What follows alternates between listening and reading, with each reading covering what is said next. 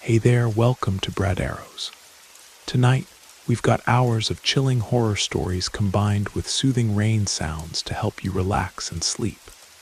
Before you drift off, leave a comment below and let us know where you're listening from and what time it is. If these stories give you chills, don't forget to like, share, and subscribe. Get cozy and let the fear take over.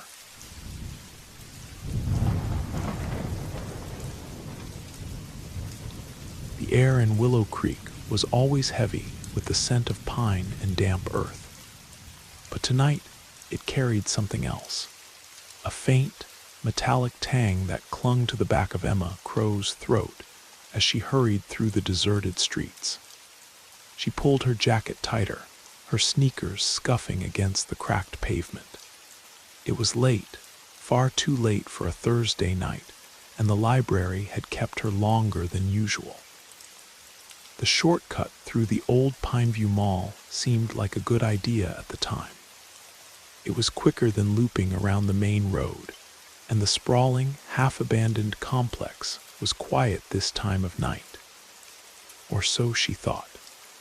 The mall loomed ahead, its faded neon sign flickering weakly, the letters PINEV barely legible in the dark.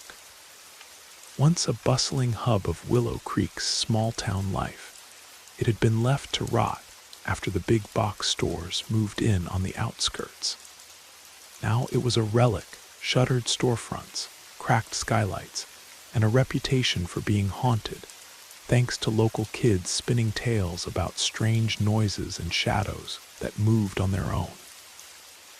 Emma didn't believe in ghosts, but she couldn't deny the place had a certain eeriness. The way the wind whistled through broken windows, the faint hum of old ventilation systems, it was enough to make anyone's skin crawl. She pushed through the rusted side entrance, the door groaning on its hinges. Inside, the air was stale, thick with the smell of mildew and forgotten things.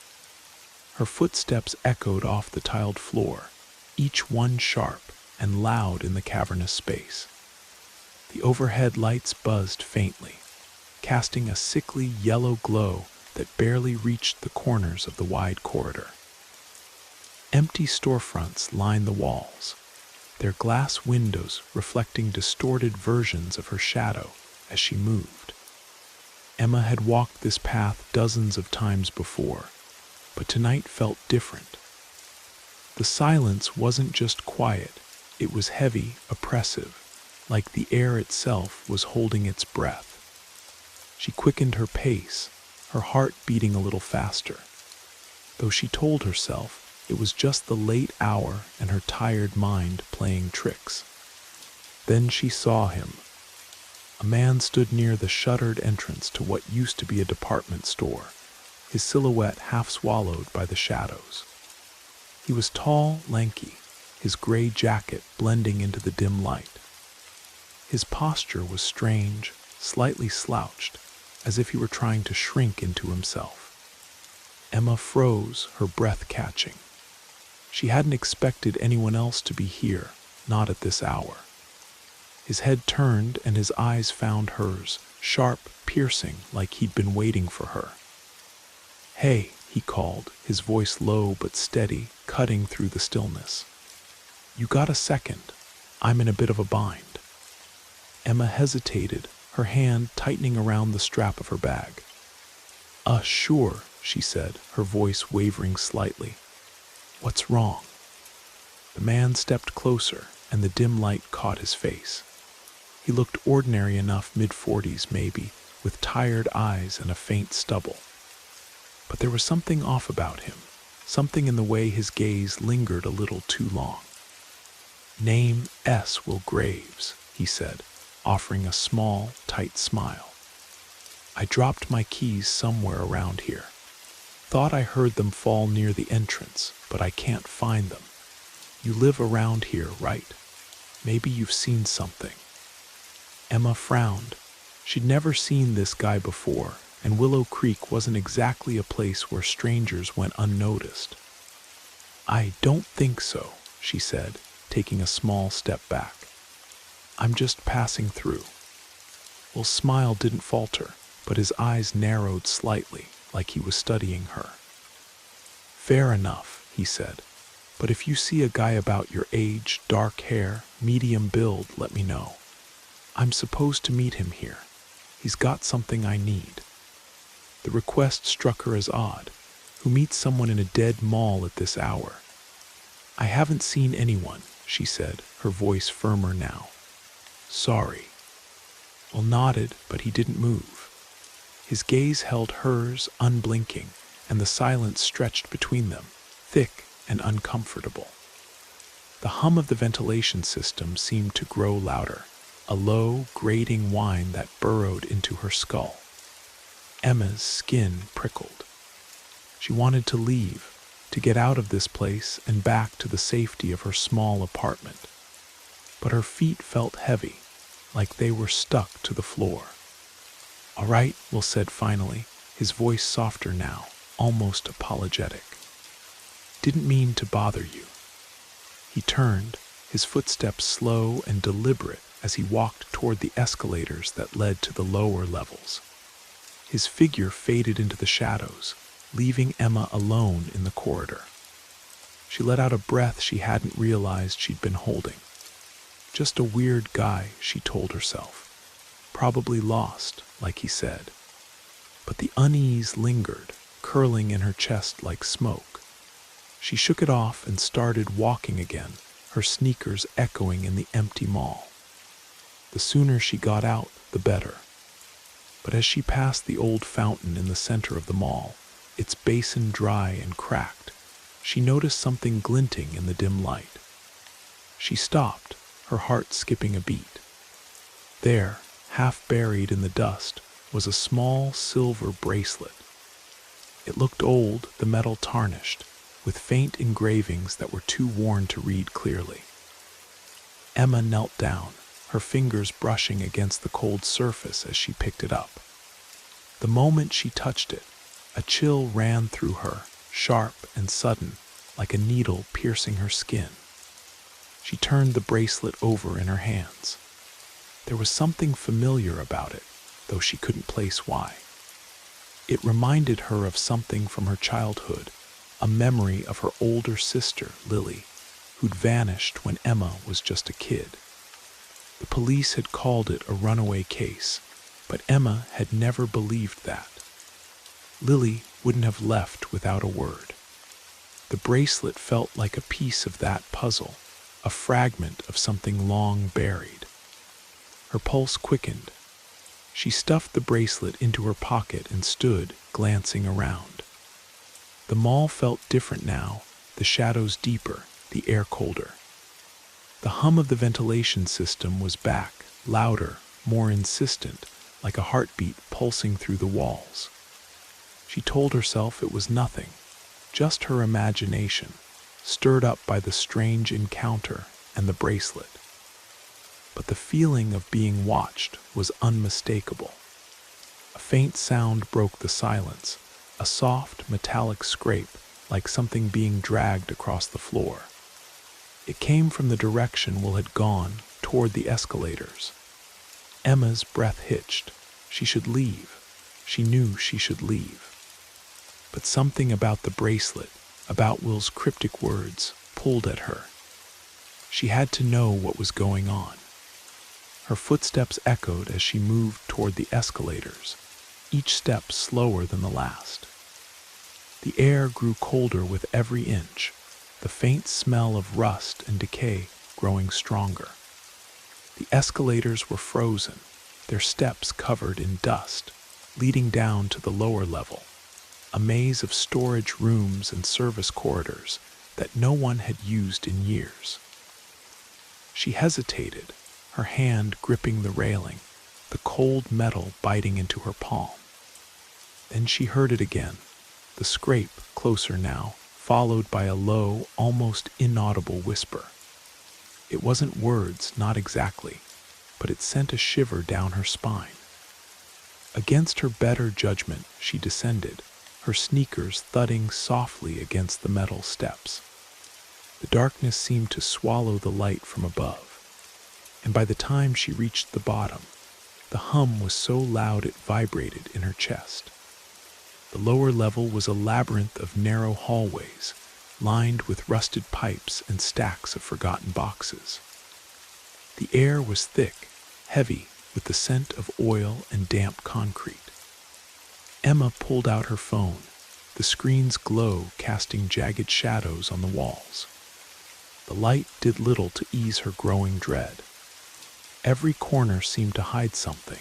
Every shadow seemed to move just out of sight.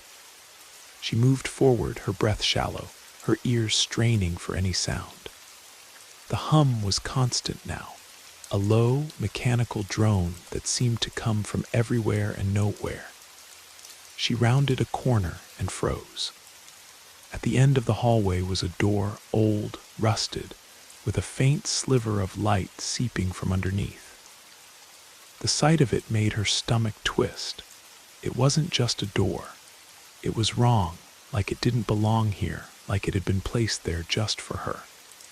The hum grew louder, more insistent, as if urging her forward.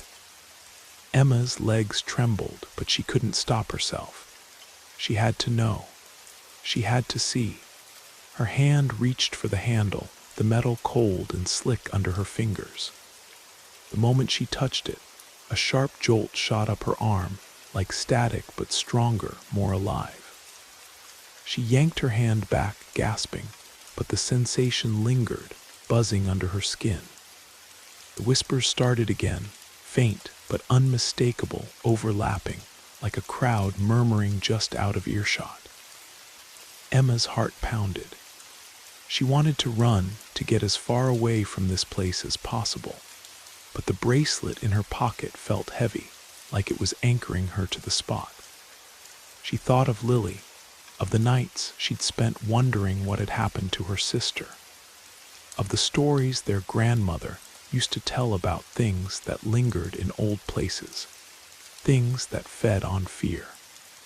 "You shouldn't be here." The voice came from behind the door, low and calm, but laced with something dark. It was Will.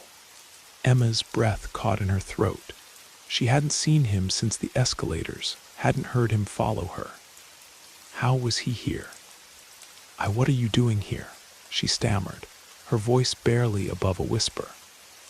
No answer, just the hum, louder now, and the whispers growing clearer, more urgent. Emma's hand hovered over the handle again. Every instinct screamed at her to turn back, but the pull was stronger. She had to know. The door swung open before she could touch it, revealing a vast, cavernous room beyond. It was impossible, far too large to fit in the lower level of the mall. The walls were lined with shelves, cluttered with old merchandise, broken mannequins, and stacks of papers yellowed with age. The floor was marked with strange, looping symbols drawn in chalk, glowing faintly under the dim light of a single bulb hanging high above. The air was thick, almost suffocating, with a faint smell of something burning, something metallic and wrong. The hum was deafening now, a chorus of voices that seemed to claw at her mind. Emma stumbled forward, her eyes darting around the room. It didn't feel real. The walls seemed to pulse, the shadows stretching and twisting like living things. Then she saw him, Will, standing in the corner, his face pale, his eyes wide with something that looked like fear. "You shouldn't have come," he said, his voice trembling. "You've opened it. You've let it in." Emma's throat tightened. "Let what in?" she managed, her voice shaking. He didn't answer. Instead, he reached up, his movements slow and deliberate, and touched his temple, like he was trying to hold something back. His lips curled into a smile, but it wasn't kind. It was sharp, predatory, like he knew something she didn't. "It's already here," he whispered, his voice fading into the hum. The room shifted. The shelves groaned, the symbols on the floor glowed brighter, and the air grew colder, heavier. Emma's vision blurred, her head throbbing with a sharp, sudden pain. She clutched her temples, staggering as the whispers grew louder, overlapping, screaming in her ears. And then she saw it. A figure emerged from the shadows at the far end of the room, tall, impossibly tall, its limbs stretching like they were made of liquid darkness. Its presence was overwhelming, like a weight pressing down on her chest. The air crackled, the smell of burning metal growing stronger. Its eyes, if they were eyes, were two voids, swallowing the light around them. Emma gasped, stumbling backward, her hands fumbling for something to hold onto. The figure moved closer, its movements jerky, unnatural, like a puppet on broken strings. The hum was unbearable now, a cacophony of voices that seemed to tear at her mind. Run, Will's voice cut through, faint and desperate. Run before it's too late. But it was too late. Panic surged through her, and somehow her legs moved. She turned, sprinting toward the door, her heart pounding so hard it felt like it would burst. The figure lunged, its long, claw-like fingers grazing her jacket. She screamed, the sound swallowed by the hum, and threw herself against the shelves. Boxes crashed to the floor, spilling papers and broken glass, but she didn't stop. She couldn't stop. The door was still open, a sliver of hope in the darkness. She reached it, her hands scrambling for the handle, but the air seemed to fight her, thick and heavy, like it was trying to pull her back. She pushed harder, her breath ragged, her vision swimming. The door gave way, and she stumbled into the hallway, collapsing against the wall.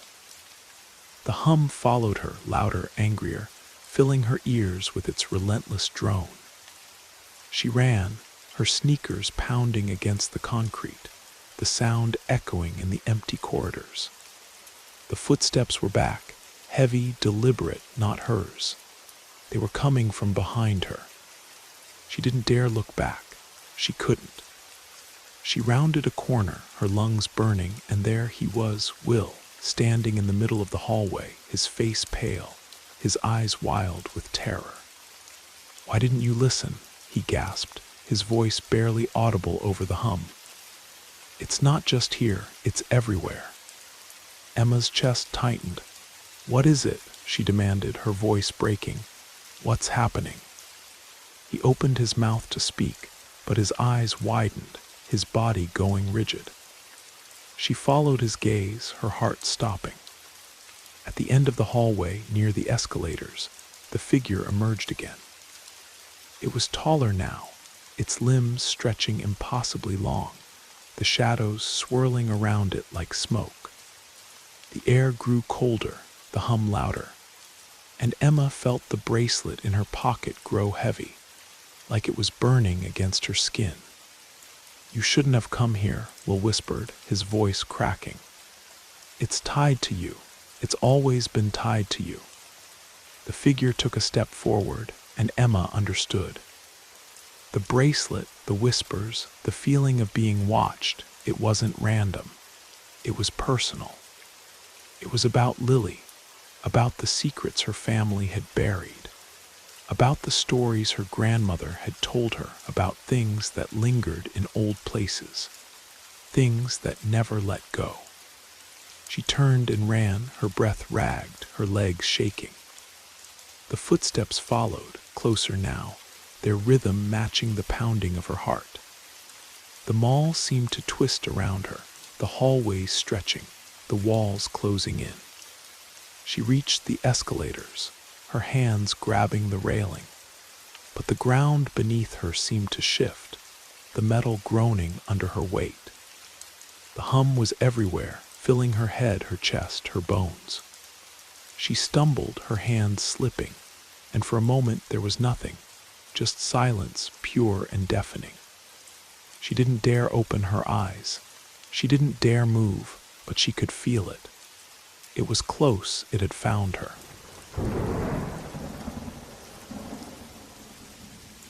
I didn't mean to end up here. The bookstore wasn't even on my radar when I started my day. I was chasing a story, as always, small-town journalist, always sniffing out the next big scoop. The kind of thing that could put Willow Creek on the map for something other than its annual pumpkin festival. People had been disappearing. Not many, just enough to stir whispers in the diner, enough to make the locals lock their doors at night. 3 in the last 6 months. No bodies, no clues, just gone. My editor told me to drop it, said it was nothing but rumors, but I couldn't. Something about it felt personal, like a thread I needed to pull. The bookstore came up in my notes, a passing mention in an old article about Willow Creek's history. Grayson's tomes tucked away on a side street, the kind of place you walk past 100 times and never notice. It was a relic, its faded sign barely legible, the windows clouded with dust. Locals said it was haunted, but locals said that about everything old in this town. I figured it was worth a look. Maybe I'd find an old newspaper clipping, a forgotten record, something to tie the disappearances together. I didn't expect to find this. The bell above the door jingled as I stepped inside, a sharp, tinny sound that cut through the stillness. The air smelled of old paper and something else, coffee, maybe, bitter and stale. The bookstore was a maze of towering shelves, their dark wood warped with age, stretching toward a ceiling lost in shadows. A massive grandfather clock stood against the far wall, its hands ticking backward, a faint, unnatural rhythm that set my teeth on edge. I shook it off. Just an old clock, probably broken, nothing more. Welcome, a voice called, soft but clear, like it had been waiting for me. I turned to see an older man behind the counter, his silver hair catching the dim light of a single lamp. He wore a tweed vest, his eyes sharp behind wire-rimmed glasses. His smile was warm, but it didn't reach his eyes. Looking for something specific. I hesitated, clutching my notebook. Just browsing, researching some local history. You're Mr. Grayson, right? He nodded, his smile widening just a fraction. The very same. Take your time, Emma. The books have a way of finding you. I froze. My name. He said my name. I hadn't told him. My pulse quickened, but I forced a smile, brushing it off. Small town. He probably knew everyone. Thanks, I muttered, turning toward the shelves. The air felt heavier now, like it was pressing against my chest. I could still hear the clock, its backward ticks echoing in my ears. The shelves were endless, stuffed with books of every size, leather-bound tomes, dog-eared paperbacks, even handwritten manuscripts tied with twine. I wandered deeper, my fingers trailing along the spines, searching for anything that might connect to the disappearances. The light grew dimmer the farther I went, the lamps flickering like they were struggling to stay alive. My notebook felt heavy in my hand, my pen scratching notes I wasn't sure I'd ever use. That's when I saw it, a book tucked between 2 larger volumes, its cover worn but intricate, like something handcrafted centuries ago. The title was etched in gold, faint but unmistakable, the woven threads asterisk. My name was on it, Emma Clark asterisk. Not just the title, but carved into the leather like it had been made for me. My breath caught in my throat. I reached for it, my hand moving before my brain could catch up. The moment I touched it, the air shifted. A faint whisper brushed past my ear, too soft to make out. I glanced around, but the aisle was empty, just me and the shelves. I opened the book, its pages brittle, yellowed, smelling of ink and something sharper, rust maybe. The first line stopped me cold. Emma stepped into the bookstore that evening, her heart heavy with questions she couldn't answer. She thought she was chasing a story, but the story was already chasing her. My name, my actions, right there in black ink. My hands trembled, but I couldn't stop reading. The words described me, my notebook, my pen, the way I'd hesitated at the door. It was like someone had been watching me, writing down every move. My stomach twisted, but I kept going, the words pulling me in like a current. Emma wandered deeper into the maze of shelves, unaware that the bookstore was watching her. The clock ticked backward, counting down to something she couldn't yet see. I snapped my head up. The clock. Its hands were still moving the wrong way, faster now, like it was racing towards something. My heart pounded. This wasn't right. I turned back to the book, flipping the pages, each one more unnerving than the last. It wasn't just describing what I'd done. It was predicting what I'd do next. Emma would soon notice the air growing colder, the shelves seeming to shift around her. She would feel the weight of eyes she couldn't see, watching from the shadows. I froze. The air was asterisk colder. The shelves did seem closer, their edges sharper, like they were leaning in.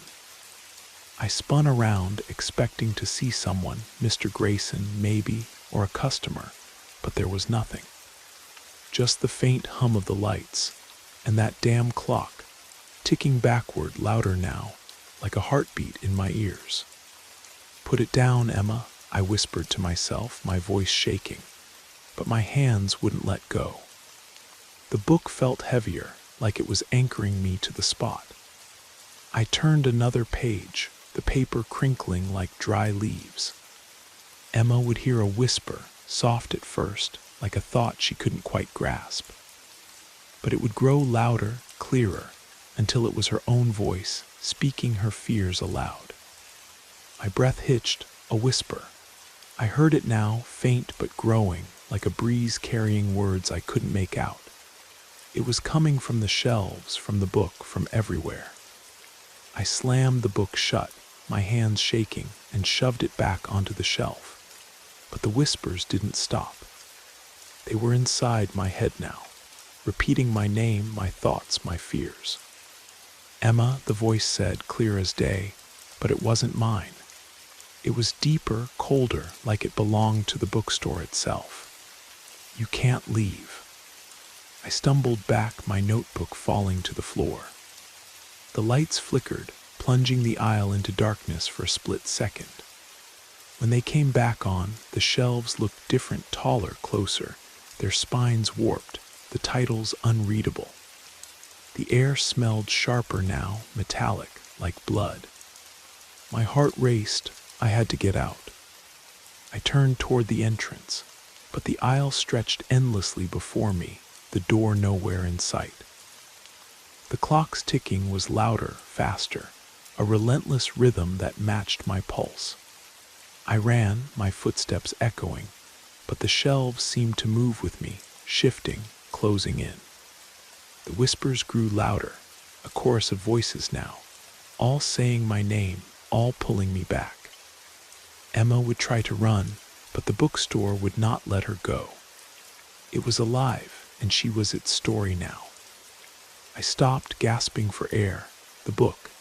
It was back in my hands. I hadn't picked it up. I hadn't even touched the shelf. But there it was, warm against my skin, its cover pulsing faintly like it had a heartbeat of its own. I opened it, unable to stop myself, the pages turning on their own. Emma would see a figure in the shadows, watching her. Not Mr. Grayson, not a person, but something else, something that had always been there, waiting. I looked up, my breath catching. There at the end of the aisle was a shape, not a person, not quite. It was tall, indistinct, like a shadow given form. Its edges flickered like it was made of smoke. I couldn't see its face, but I could feel it watching me, its presence heavy, suffocating. I backed away, the book slipping from my hands, hitting the floor with a thud. "Miss Clark," Mr. Grayson's voice cut through the silence, calm and measured. I spun around. He was standing at the end of the aisle, his hands folded, that same smile on his face. "You found something interesting, I see." I opened my mouth to speak, but no words came. The whispers were louder now, drowning out my thoughts. "What is this place?" I finally managed, my voice barely a whisper. He tilted his head, his eyes glinting in the dim light. "A bookstore, of course, but some books, they choose their readers. You chose well, Emma." "I didn't choose anything," I snapped, my voice cracking. "This book, it knows me. It's writing me." His smile didn't waver. "All stories know their readers, Miss Clark. The good ones, they become you." I turned to run again, but the aisle was gone. The shelves had shifted, forming a wall of books that towered over me. The air was thick, heavy, like I was breathing underwater. The whispers were everywhere now, repeating my name, my thoughts, my secrets.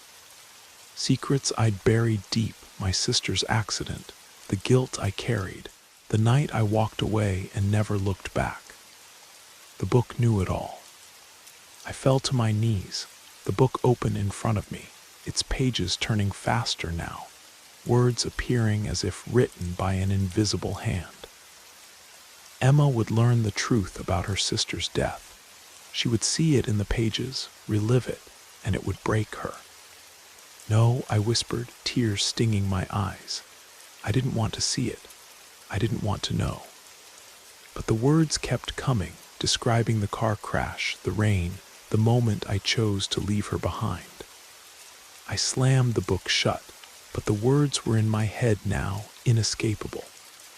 The lights flickered again, longer this time. When they came back, the bookstore was different. The shelves were no longer wood, they were stone, cold and unyielding, like the walls of a crypt. The clock was gone, replaced by a void, a darkness that seemed to pulse with its own life. The shadow figure was closer now, its form more solid, its presence heavier. I could feel it reaching for me, its touch cold, like ice against my skin. I scrambled to my feet, clutching the book, and ran. The floor was uneven now, tilting, like the bookstore was trying to swallow me whole. I reached what should have been the front door, but it was gone. In its place was a mirror, its surface cracked, reflecting not my face but something else. Me, but older, hollow-eyed, my skin pale, and marked with strange, inky patterns. I screamed, stumbling back.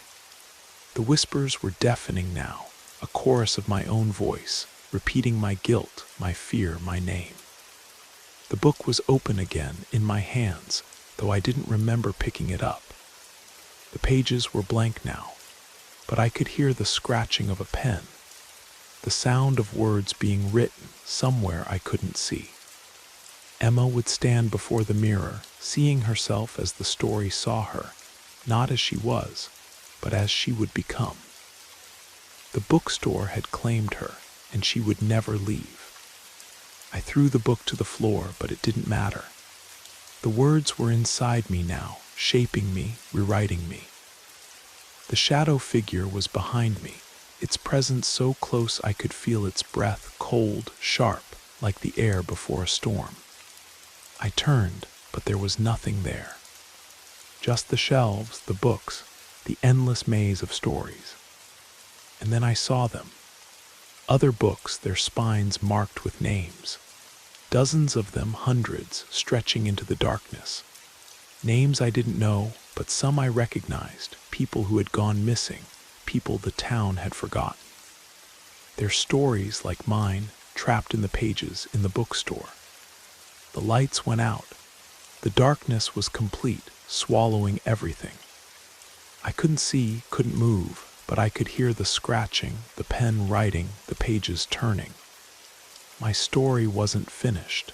It would never be finished. "Emma," the voice whispered, my voice, but not mine. "You're part of it now, forever." I sank to the floor, the weight of the bookstore pressing down on me. The air was thick, the shadows alive, and I knew I wasn't just in the story. I was the story, and the story would never end. The scratching stopped. Silence fell, heavy and final. But in that silence I heard it, a faint creak, like a door opening somewhere in the darkness. A new chapter was beginning, and I was already part of it.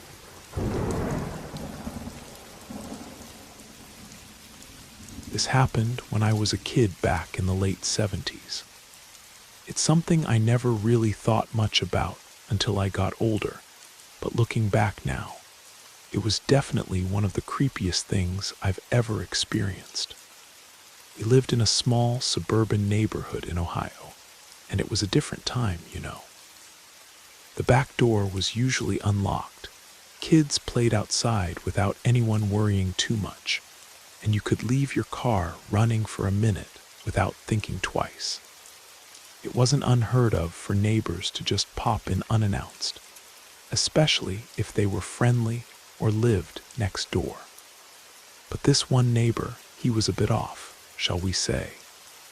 His name was Frank, and he lived 3 houses down.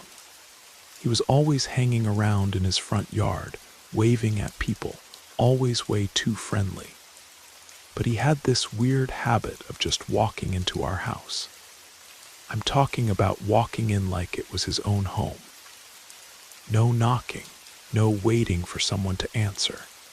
He just let himself in, and sometimes he wouldn't even announce himself. This wasn't a one-time thing either. At the time, I never thought my parents were too bothered by it. They didn't really speak to me about it, and it wasn't until years later that I understood how weird and invasive that behavior actually was. The most bizarre incident, though, happened one afternoon when my dad was in the garage. My dad had been fixing the old Buick, and I was in my room, probably playing with my action figures or reading a comic book, when I heard the back door creak open. The latch clicked, and then I heard footsteps. Heavy ones. I didn't think much of it at first, just assuming my dad had come back in. They didn't sound like his footsteps, though. Then I heard my dad's voice, loud and sharp, like he was talking to someone he didn't expect. "Frank, what the hell are you doing here?" I rushed into the hallway to see what was going on, and that's when I saw him. Frank, standing in the middle of our living room, casually leaning against the armrest of the couch, sipping a can of Budweiser. My dad was in the doorway from the hallway, wearing his work clothes and looking completely stunned. There was this weird tension in the air, like neither of them knew what to do next. My dad's face was a mixture of confusion, frustration, and just a tad bit of anger. Frank didn't even flinch. He just stayed there, unbothered, like it was normal to just walk into someone's house while they weren't home. He gave my dad a half smile and said something like, "Hey, just thought I'd drop by and see how you were doing. Hope you don't mind I grabbed a cold one." At that point, my dad was already trying to wrap his head around it. He didn't shout or raise his voice, but he definitely wasn't happy. I remember my dad talking to him for a few minutes, trying to get Frank to leave, but Frank didn't seem fazed by any of it. He just hung out, chatting about the weather or neighborhood stuff that should have been small talk, but just felt weird and awkward. My dad, looking more uncomfortable by the second, eventually had to walk into the living room to escort him out. It was the most bizarre and awkward interaction, and I remember standing there, not fully understanding what was happening, but knowing it was definitely not normal. Frank eventually left, waving like he was leaving a party, and my dad locked the door behind him. I could tell my dad was shaken up, but he didn't say much to me about it at the time. He just told me to let him or Mom know if Frank came in, and if I was alone, to go to Mrs. Patterson's house next door. A few weeks later, I noticed my dad started installing a fence around the backyard with a locked gate. It wasn't until I was much older, after I'd moved out, that my dad finally told me the real reason for that fence. He said that after that day, he realized that Frank had been popping by unannounced for months, sometimes when my parents weren't home. The beer had been disappearing much quicker than he expected, and at one point, my mom had accused my dad of drinking too much. My dad confronted Frank about how often he stopped by, and Frank admitted he would just walk right in, checking out the kitchen, or sitting on the couch like he was at his own house. After that incident, when I was alone in the house, my dad decided it had to stop. That's when the fence went up. It wasn't for privacy or for our dog Rex. It was because my dad wanted to make sure Frank couldn't just waltz in anymore. He was starting to get unsettled by Frank's lack of boundaries. My parents never told me how bad it really was. They didn't want us kids to worry, so we just assumed it was all fine and normal. But looking back, it was so creepy.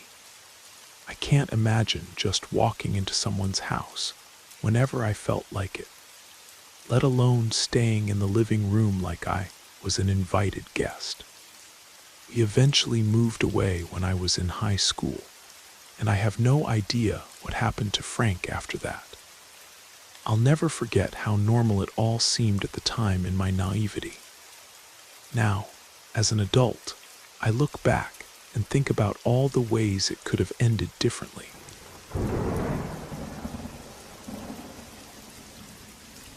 This happened when I was around 13, so early 2000s. We lived in a pretty average neighborhood in Phoenix, Arizona. Middle class, quiet, not the kind of place where anything dramatic usually happened. It was early evening, probably around 6 or so. I was home after school, watching TV in the living room, and my mom was in the dining room folding laundry or cleaning up. The sun had just started to dip, but it was still light outside. Just a normal, quiet evening. Then someone knocked on the front door. Not a light knock, more like someone trying to get your attention fast. It wasn't aggressive, but it was enough to make both of us stop what we were doing. My mom checked the peephole and didn't recognize the guy. She told me to be quiet and not to make any noise. I asked her who it was, and she said, "No idea, we're not opening it." She was always cautious about things like that, especially if my dad wasn't home. The guy knocked a few more times, waited a bit, then nothing. We assumed he left. But a minute later, we heard the gate on the side of the house swing open. That's when my mom got serious. Our gate wasn't locked, just latched, and it wouldn't stop someone who was really determined. She told me to go to the hallway and keep out of sight. Then she walked quickly to her bedroom and came back with her Smith & Wesson. She wasn't someone who bragged about owning one. It was just something she kept in case something ever went wrong. This felt like one of those times. She went to the kitchen, where the back door was, and caught the guy standing right outside. He was trying the doorknob and peering through the glass. She told me later she saw him pull something from his pocket, maybe a screwdriver or something similar, and raise it towards the glass like he was about to try breaking in. Right then, she opened the door just enough so he could see her and the weapon in her hand. She didn't say anything. He didn't either. He looked at her, froze for what seemed like an eternity, and then turned and ran straight out of the gate and down the street. She called the police immediately and gave a description, but by the time they got there, he was long gone. We figured that was the end of it, But the next day, we got a call from Officer Martinez. The same guy had broken into another house not far from us later that night. He tried getting in through a window, slipped on some landscaping rocks, and injured his leg badly. That's how they caught him. Turns out he had a record. Nothing violent as far as we heard, but a string of break-ins, and he had served time before. The officer said he probably wasn't targeting us specifically, just looking for houses that seemed empty or vulnerable. He never had another incident like that, but I still think about it sometimes. My mom stayed calm and acted quickly. If she hadn't seen him when she did, who knows how far he would have gotten. The whole thing lasted maybe 10 minutes from start to finish, but it changed how we looked at our neighborhood. We started locking gates, checking windows twice, and my mom made sure I knew exactly what to do if something like that ever happened again. Looking back, I'm grateful my mom was prepared and didn't hesitate. That split second when she opened the door and he saw the gun, that was the moment that probably saved us from something much worse. Some people might say she was lucky, but I think she was smart and ready for exactly that kind of situation.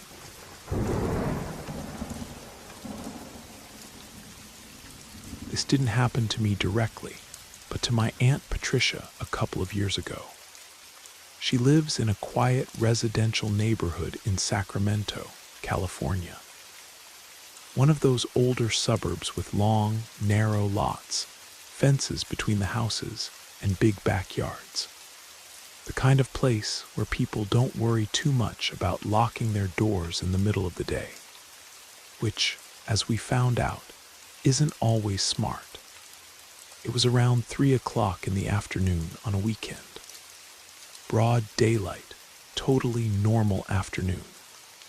Her house has a detached garage in the back and a little outdoor kitchen setup near the back patio where she was preparing some food.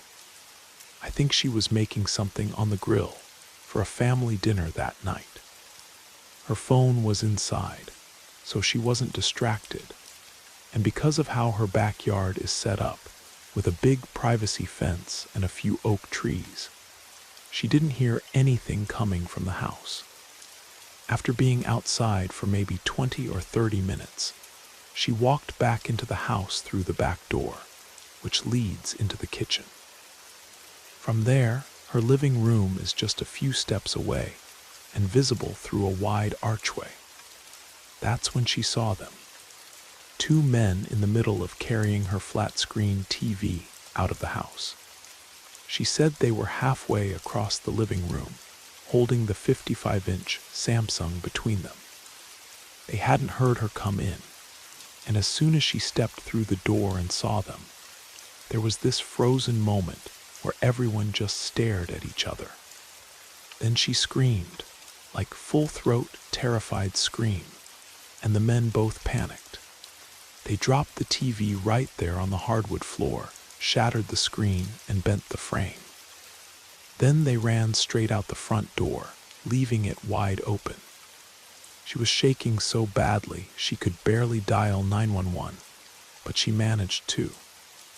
The police arrived pretty quickly and took a report. They checked for fingerprints, canvassed the neighborhood, and pulled what they could from the doorbell camera, which unfortunately hadn't caught them entering.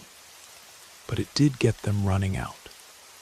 There were no plates on the car, no clear shots of their faces. They were never caught, as far as we know. It seems like they'd been watching the house and assumed no one was home.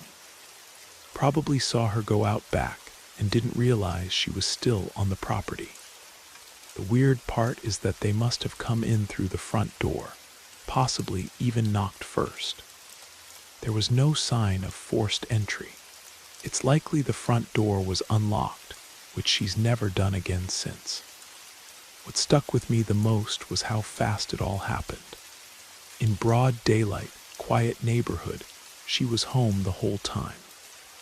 No one expects to walk into their own house and see strangers trying to rob it.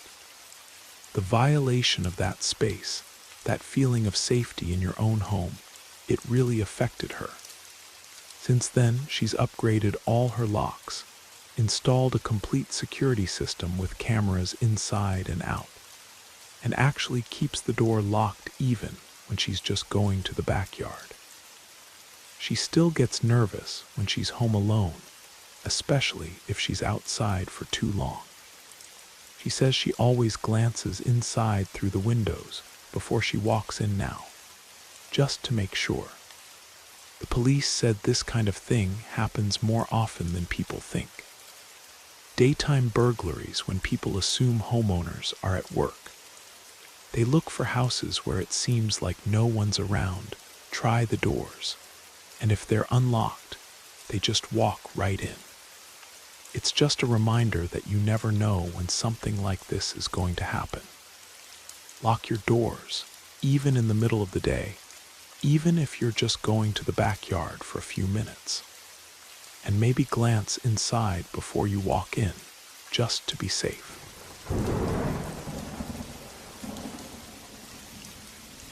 This happened a few years ago, but it still comes up in conversation because of how surreal and terrifying it was.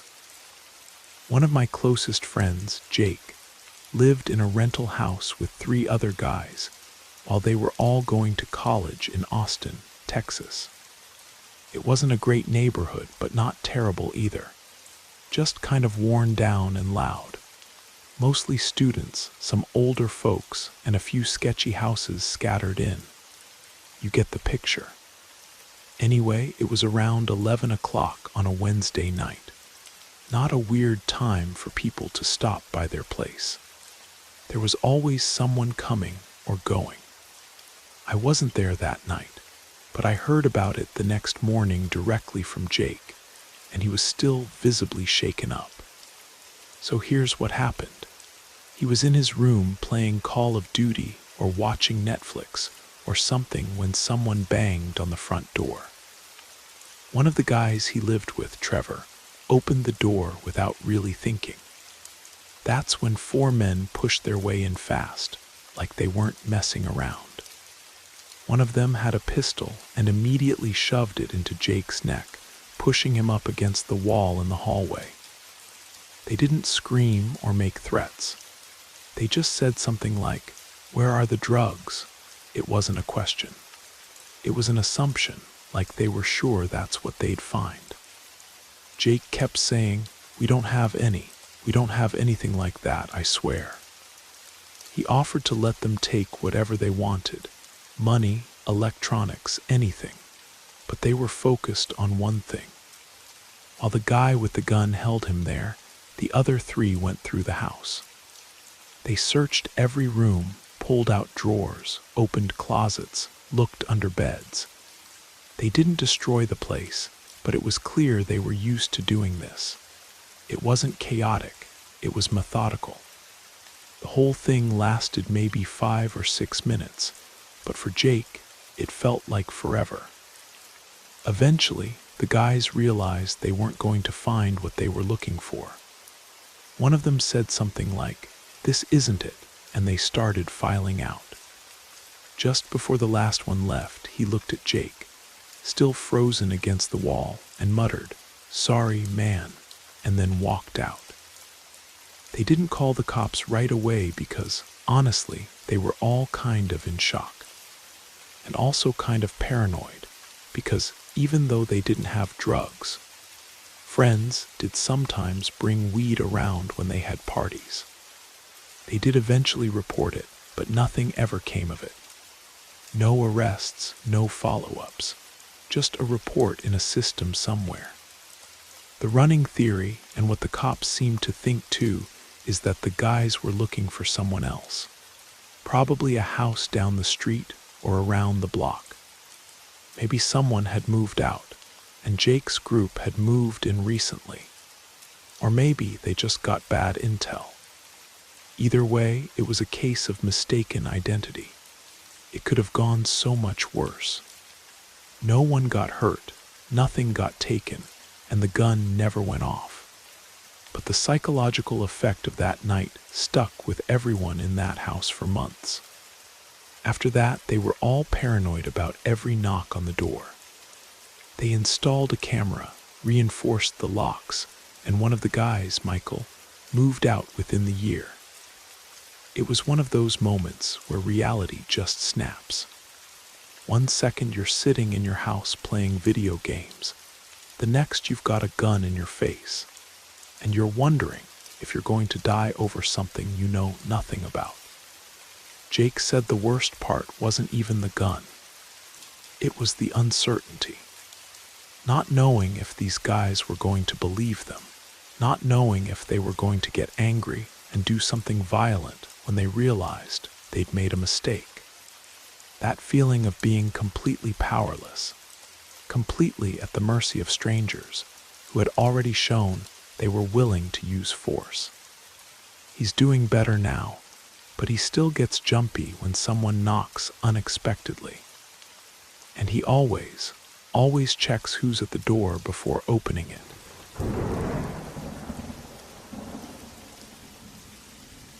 This happened when I was a teenager, probably around 15 or 16.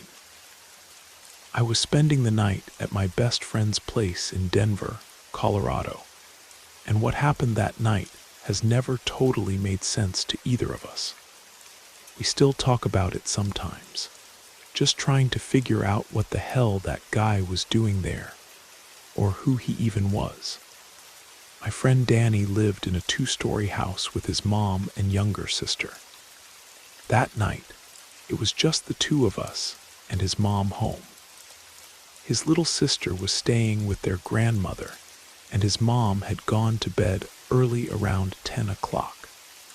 We were downstairs watching movies and eating junk food like we always did when I stayed over.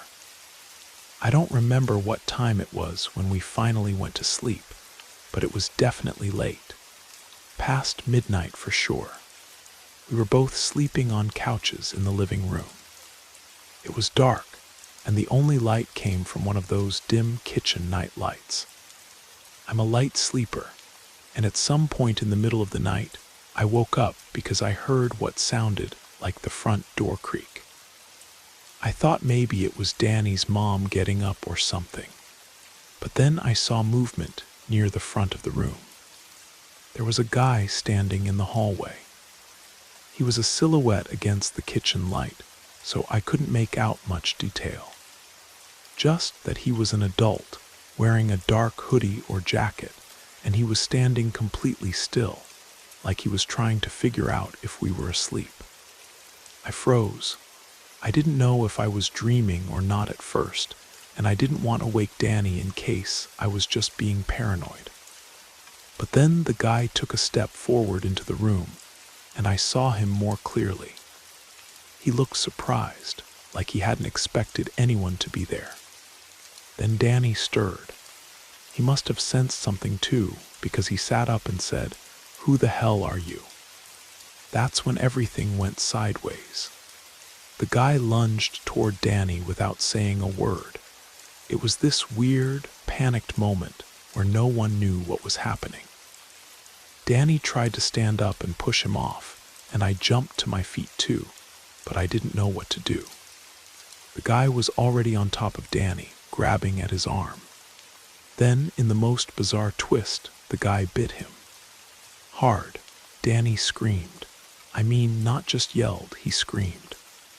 I pulled the guy off as best as I could, and as soon as I did, he bolted straight out the door. Gone before we could even register what had just happened. The whole thing was maybe 30 seconds from start to finish. We locked the door immediately after, turned on every light in the house, and woke Danny's mom up. She called the police and took Danny to urgent care. The bite was bad. He needed multiple stitches and antibiotics, but thankfully he healed up fine eventually. The police came and took a report, but they never figured out who the guy was. No prints, no signs of forced entry. It's possible the door was unlocked. We honestly don't remember. The only description we could give was vague. Adult male, dark clothes, medium build, maybe in his 30s. It all happened so fast. We never saw him again, and nothing else like that ever happened in that neighborhood as far as we know. The cops thought it might have been a drug thing, or someone confusing the house for somewhere else. Maybe he thought it was empty and was trying to steal something, or maybe he was just high out of his mind. It's the fact that we don't know that still unsettles me. Who breaks into a house, sees two teenagers sleeping in the living room, and the first thing they do is go for them and bite one of them. The whole thing has faded into that strange, blurry part of memory where it feels like a bad dream. Until you remember the scar on Danny's forearm and the police report that proves it wasn't. Danny's mom installed a security system after that, and we never slept downstairs again when I stayed over. But the randomness of it, the complete lack of explanation, that's what really stuck with both of us. Sometimes the scariest things are the ones that make no sense at all.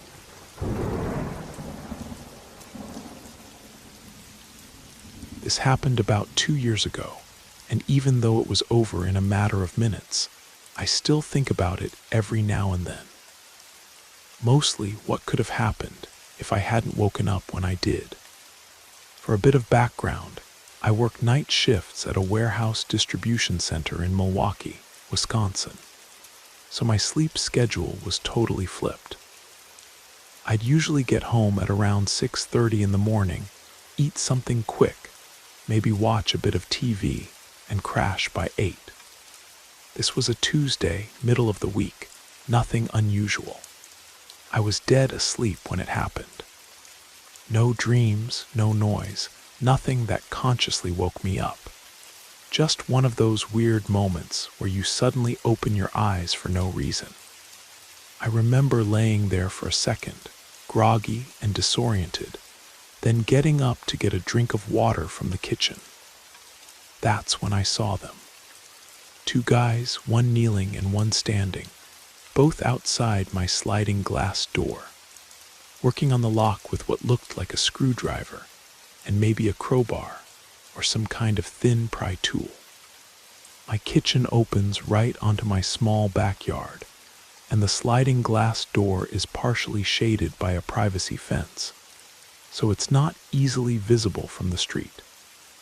For a few seconds, I just stood there, half asleep, not fully registering what I was seeing. I think my brain tried to explain it away at first. Contractors, neighbors, maintenance workers. Then it hit me like a jolt of caffeine. They were trying to break in. Right at that moment, right in the middle of the day. I didn't say a word, just backed up slowly, went to my room, and grabbed a 12-gauge Remington shotgun that I kept in the closet for home defense. Still in my underwear, mind you.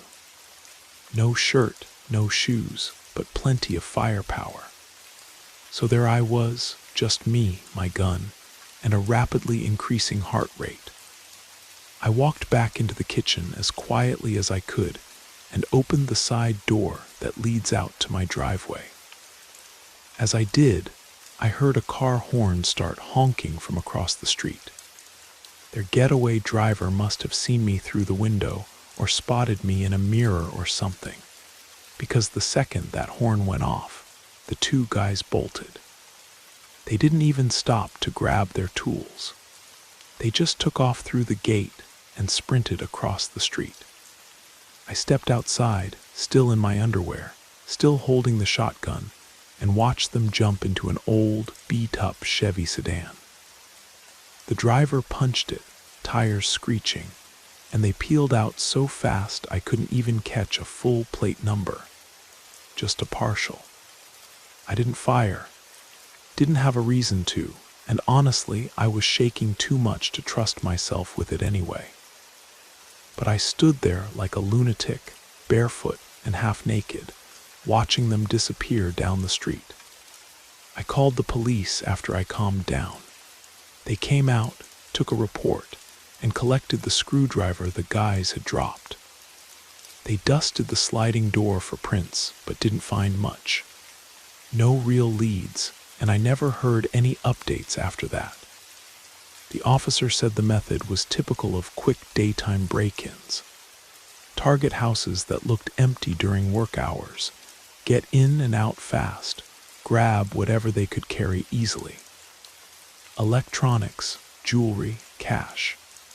What gets me is that they were already halfway there when I woke up. The latch was scratched up. You could see where the frame had started to give. Another 10 minutes, maybe less, and they would have been inside while I was asleep. That part still gives me chills.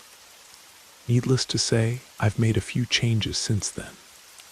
Upgraded the locks, reinforced the sliding door, and installed cameras all around the property.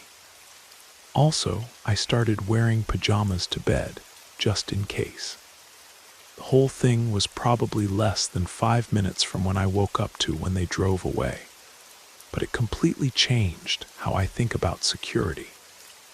Even in broad daylight, even when you think you're safe, you never know when something like this is going to happen. Stay safe out there. You never know when you're going to wake up and find strangers trying to get into your house.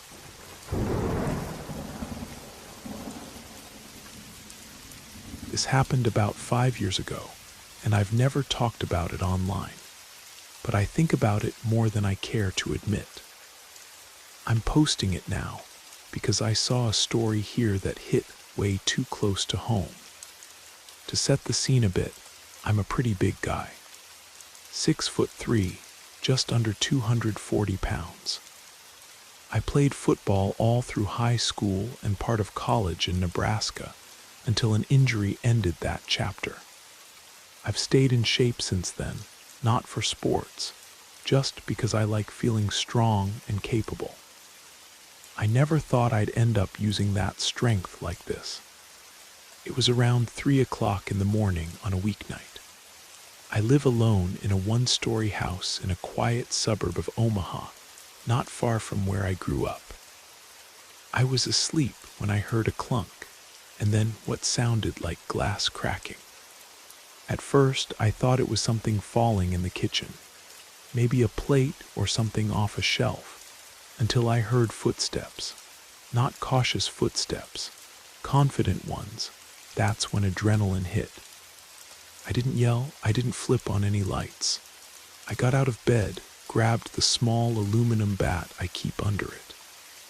Yeah, not ideal, but it's what I had, and I crept toward the hallway. When I peeked around the corner, I saw a man I didn't recognize standing in my living room.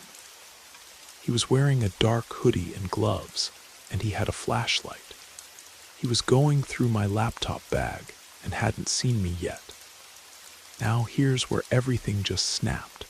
I wasn't thinking clearly. It felt like one of those fight or flight moments, and I just moved.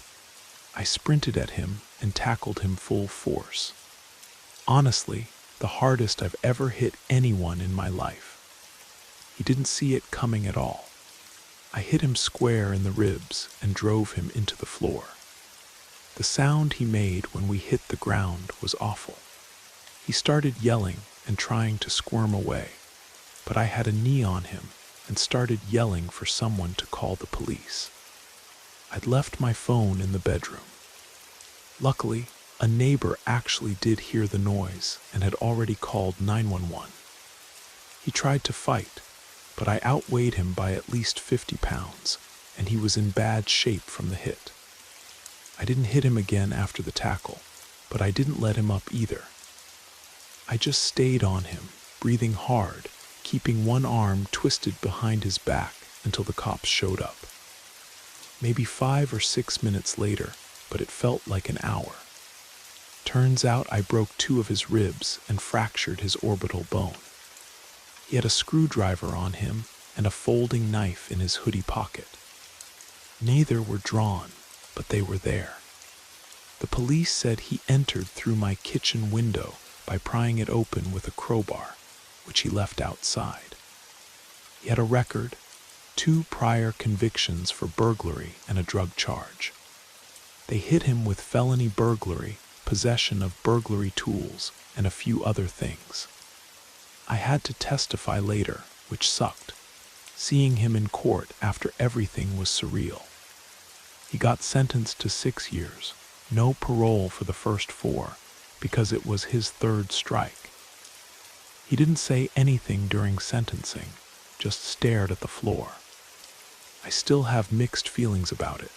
I don't regret what I did. He broke into my home while I was asleep. But the whole thing made me realize how fast things can go sideways. I keep thinking, what if he'd had a gun? What if I hadn't woken up in time? What if I'd hesitated? I've since upgraded my security. Cameras, reinforced doors, better locks.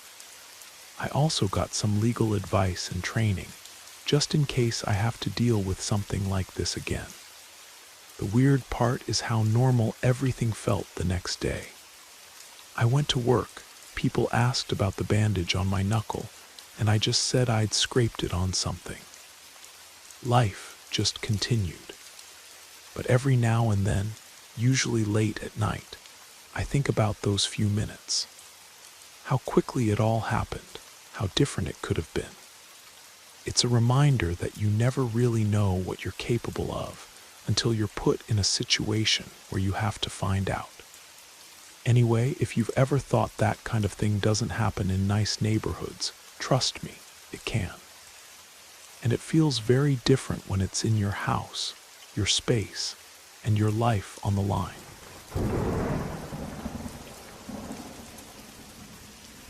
I've been putting off sharing this story for a while because I'm still not entirely sure what to make of it.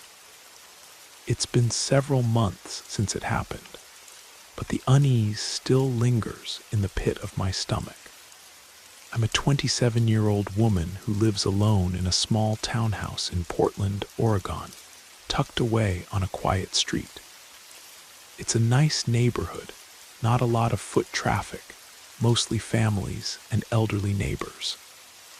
I feel safe there, and I've always been a little vigilant about security. Motion lights, a couple of cameras, a doorbell cam. I always lock up, check windows, and I make sure to lock the bathroom door when I shower, even though no one's around. One Saturday, I was home alone cleaning and catching up on laundry. I decided to take a long, hot shower around 6 o'clock in the evening. I was in there for about 15 minutes, maybe a bit longer. I was just trying to relax after a long week.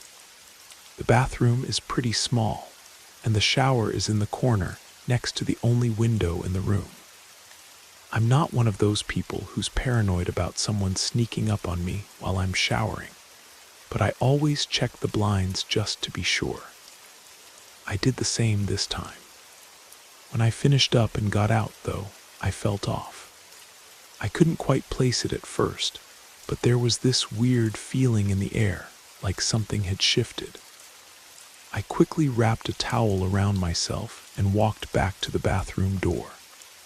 That's when I noticed it.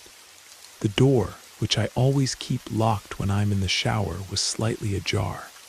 I froze. I'm pretty sure I locked it, but now I wasn't sure. I stepped out into the hallway, glancing around the townhouse.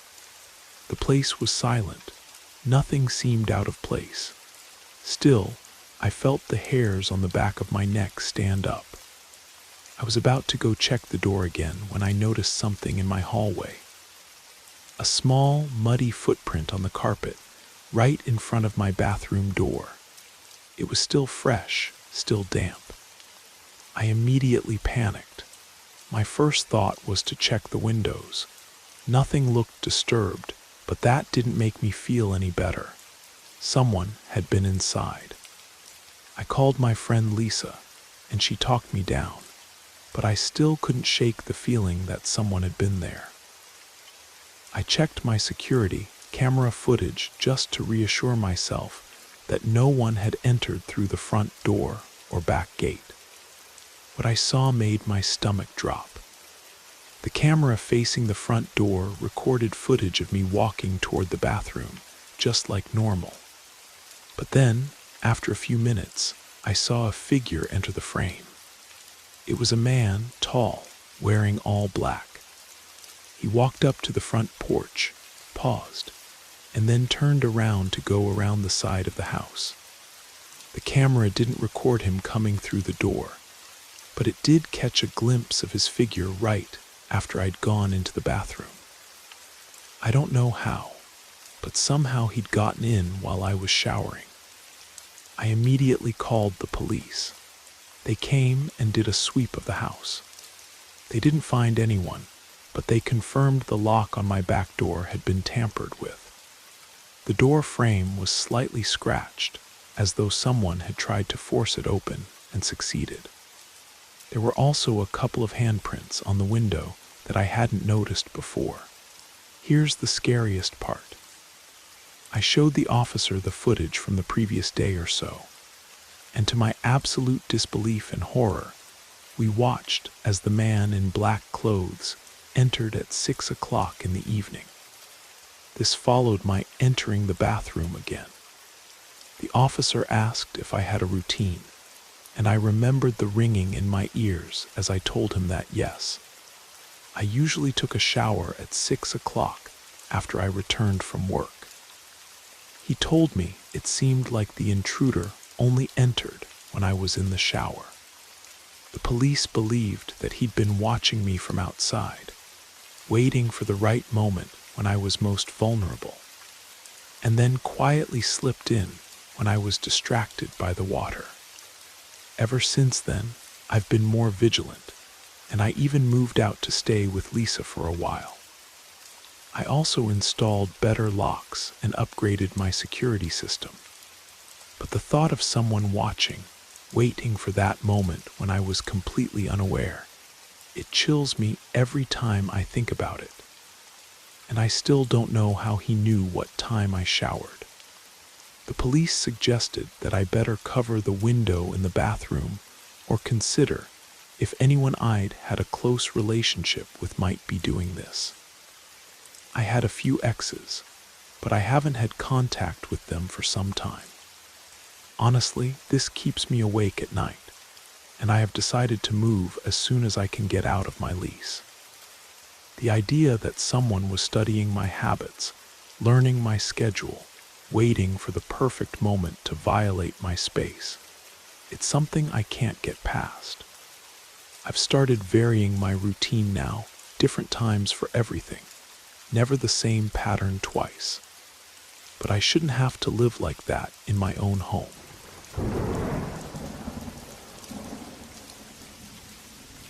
This happened about 3 months ago, and I still get a cold sweat thinking about it.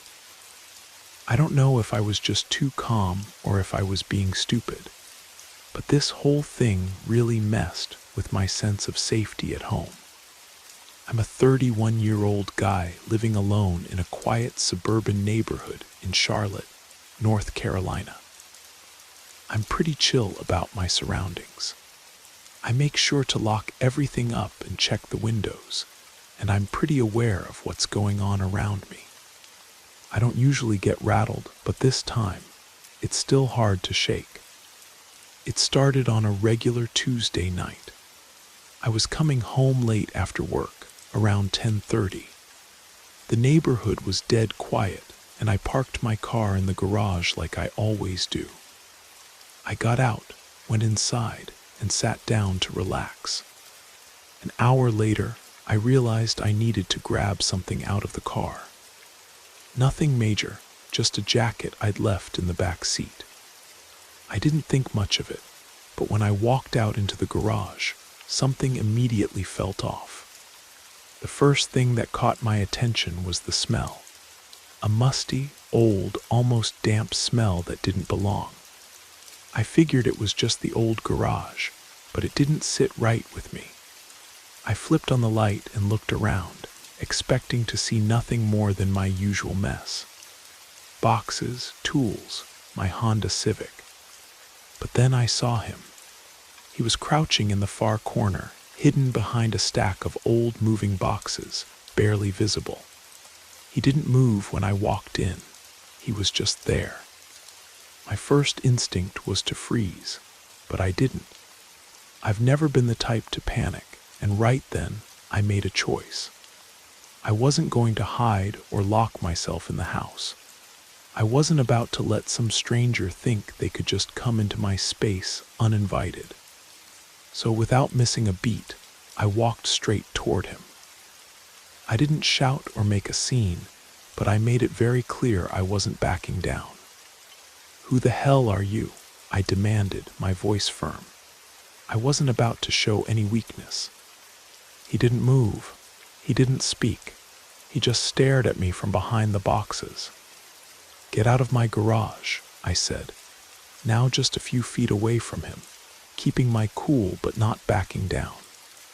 The guy didn't make a move. He didn't even flinch. That's when I really started to get pissed off.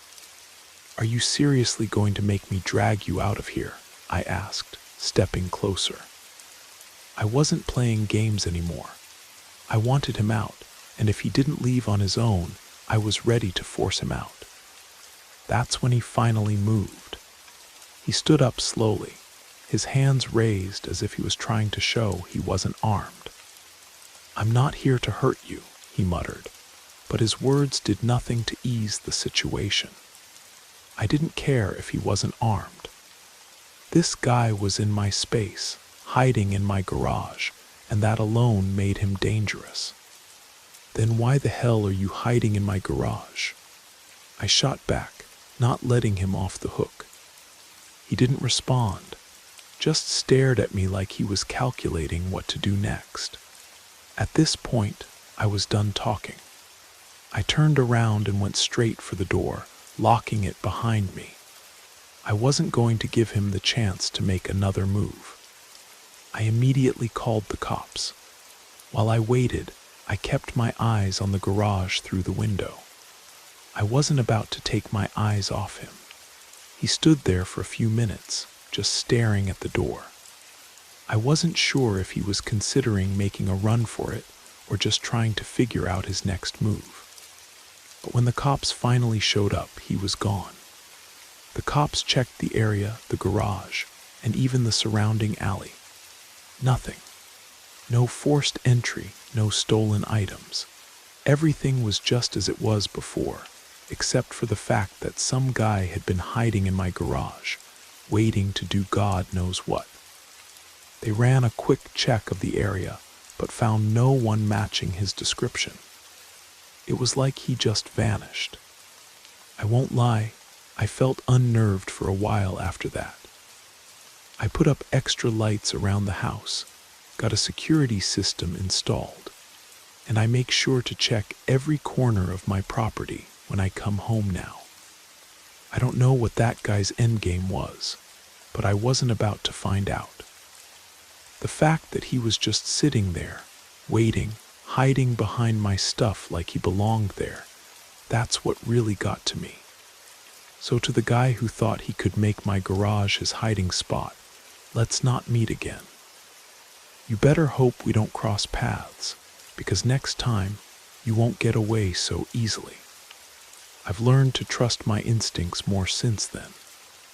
That smell, that feeling that something was off, I should have paid attention to it immediately.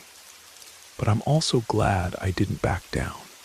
Sometimes you have to stand your ground, even when you're scared.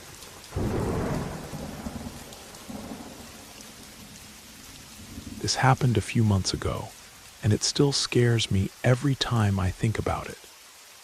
It's one of those things I can't quite explain, but something definitely wasn't right. I'm a guy who lives alone in a one-bedroom apartment in Tampa, Florida. I've always felt safe here, in a relatively quiet part of town, and I've never had any reason to be paranoid. I take basic security precautions. I always lock my doors, check the windows, and keep an eye out. I work from home most days, so I'm always around the place. But on the day this happened, I had to leave for a few hours. It was a regular day. I left my apartment at around 9:30 in the morning just to run some errands and grab lunch. I didn't expect to be gone for too long, maybe 4 or 5 hours tops. When I got back at around 3:30 in the afternoon, everything seemed normal until I reached the door handle. It was locked. Now, I'm sure I didn't lock it when I left.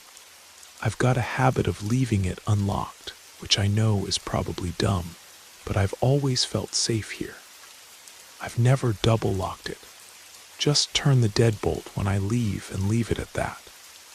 So when I found it locked on the way in, I paused for a second. I chalked it up to a mistake. Maybe I locked it without thinking. But even as I unlocked the door and stepped inside, that feeling of unease crept up on me. The first thing I noticed when I walked in was the silence. I live alone, so the place is usually pretty quiet when I get back, but something felt off.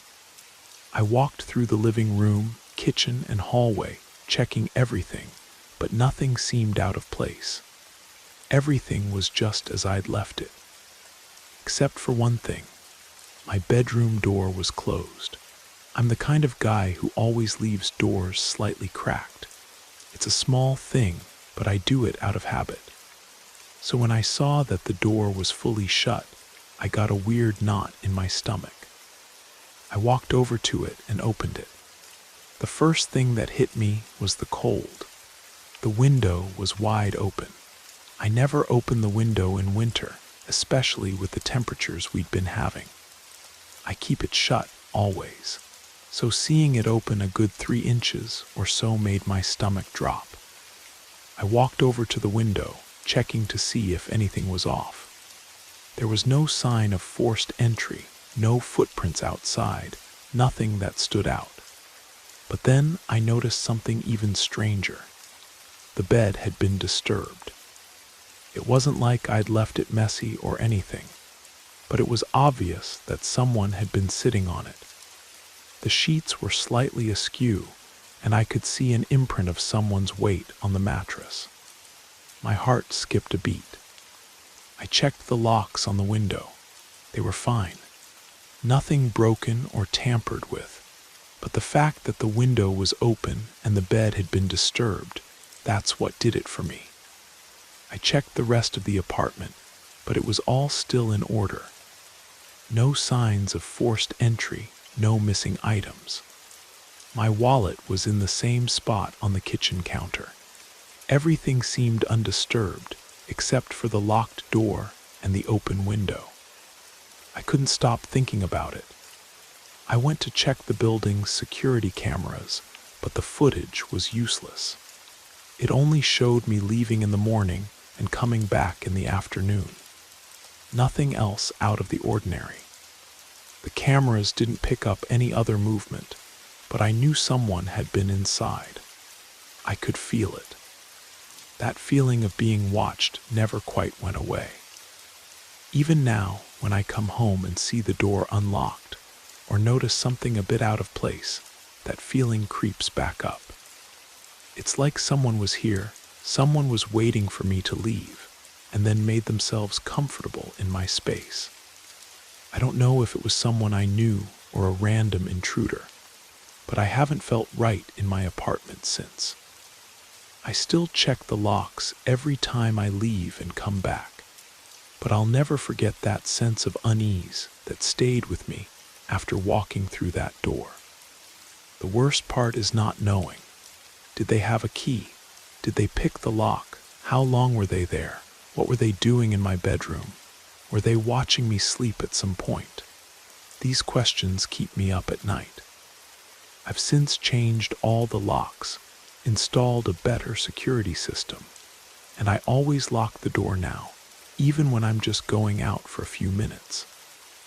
But the violation of knowing someone was in my most private space, sitting on my bed, opening my window. It's something I can't shake. Sometimes I wonder if they're still watching, waiting for another opportunity. That's the scariest part of all.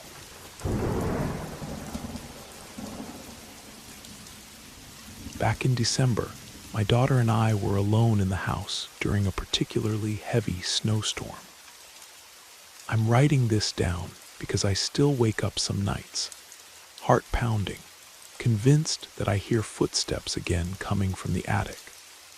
I live in a quiet cul-de-sac in Burlington, Vermont. It's just me and my teenage daughter Emma. My husband passed away a few years ago. It was a rough time, but we were slowly finding our rhythm again. I work from home as a freelance graphic designer, so I'm usually around the house most of the time.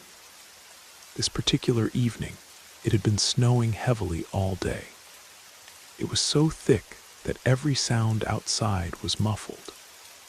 Emma had gone to bed early after helping me shovel the driveway, and I was in the kitchen finishing up some work around 11 o'clock. The snow was still coming down in sheets outside, but no wind. Everything was unnervingly still. At about 11:30, I started hearing what I thought were footsteps upstairs. At first, I assumed Emma was just up to use the bathroom, so I didn't think anything of it. But then I noticed something weird. The steps didn't sound like they were on the floor. They sounded hollow, like something was walking above the ceiling. I paused and listened more carefully. It wasn't steady walking, more like short, sharp tapping, like the sound of someone shifting their weight in the attic. We've got one of those pull-down ladders that leads into the attic, and the access hatch is right in the hallway upstairs, just outside Emma's room. I turned off the kitchen light and crept upstairs, trying to keep my steps quiet so I wouldn't wake her if it really was nothing. But as soon as I reached the top step, I heard it again. Creak, tap, scrape. It was definitely coming from the attic. I stopped dead, heart thudding in my chest. I tried to think logically. Maybe a squirrel got in, or a bird somehow. But then something else happened that made me nearly fall backwards down the stairs. The attic hatch shifted. I mean, visibly lifted, just about an inch or two, enough that I could see a sliver of blackness beyond the wood. And then it dropped back down with a dull clack. I froze. There was no wind, no storm, just a still, snowy night. Nothing should have been strong enough to lift that hatch. Then, while I stood there, my phone buzzed in my pocket. I jumped so hard I nearly screamed. It was a text from my neighbor Carol, who lives 2 houses down. It just said, "Hey, are you guys okay? I saw a man walking up your driveway about 10 minutes ago. Thought it was odd since it's so late." My stomach dropped. I hadn't seen or heard anything at the front of the house, and I'd been in the kitchen, which has a full view of the driveway. I'd heard nothing. I quickly texted her back. "No visitors, just me and Emma. Can you see anything now?" No response. My hands were shaking. I backed slowly down the stairs, not taking my eyes off that damn hatch. I locked the door to the downstairs closet, which holds the bottom of the attic ladder when it's pulled down. Then I went back into the kitchen and grabbed the biggest knife I could find. Maybe it was a dumb idea, but I crept back upstairs and slowly and quietly opened Emma's door. She was asleep, mouth open, completely unaware. Thank God. I pulled her door shut and went into my own room across the hall. I locked the door, sat on the floor with my back against it, phone in one hand, knife in the other, and just listened. Nothing. My phone buzzed again. "Carol," she wrote, "just snow now, but there were fresh footprints. Looked like they came around the back of your house, then disappeared. Want me to call the police?" I didn't answer right away because right then something else happened. The attic hatch shifted again. But this time, it didn't just lift and fall. It lifted, paused, then fell slightly off kilter. I could hear the faintest scuffle, like something was moving very slowly up there, like something trying not to be heard. That's when I lost it. I called Carol and whispered, "Yes, call the police." She said she was already on it and would come over. Her husband David is ex-military, so I felt a bit safer knowing he was with her. They showed up about 10 minutes later, knocking on my front door and calling my name. I ran down, let them in, told them what had happened and where the noises were coming from. David didn't hesitate. He pulled down the attic ladder, grabbed a flashlight, and climbed up while Carol and I stood back near the kitchen with Emma, who'd finally woken up during all the commotion and was understandably freaked out. He was up there for maybe 3 minutes, and we heard him call down, "You're not going to believe this." Turns out there was someone in the attic, but they weren't there anymore. There was a sleeping bag, some food wrappers, a nearly empty bottle of water, even a damp paperback book. There was also a small pile of dirty clothes, and what looked like a battery-powered heater, one of those portable camping units. And in the corner, near the far end of the attic, the insulation had been pulled aside, revealing a small square opening that led to the crawl space above the neighbor's garage. A loose board had been shoved aside, like someone had gone out that way. The police came about 20 minutes later and checked the surrounding properties. No sign of whoever it was. We later figured out that whoever had been up there had probably been living in my attic for at least a couple of days. My husband used to store old boxes up there, and I hadn't gone up in months. There was enough food, mostly granola bars, water bottles, and cans of beans, to suggest he'd prepared to stay a while. We had all the locks on the windows checked, and the police believe he got in through the garage, which I don't use much. Apparently, this isn't as uncommon as you'd think. Attic squatters, they call it. We've since installed cameras and outdoor lights and a house alarm. The attic hatch now locks from below, and we had the garage secured properly with metal brackets. It could have been worse, much worse. But the thought that some random man had been crouched just above our heads for days, listening, waiting, while my teenage daughter and I were in the house, it terrifies and enrages me. Emma still sleeps with the light on sometimes. I can't blame her. I won't lie and say I don't freak out most nights, but for now, I am mostly filled with anger. I feel a lot safer now that I know the house is secure, and the thought of some random creep lurking around above my daughter. Let's just say he better hope I never run into him.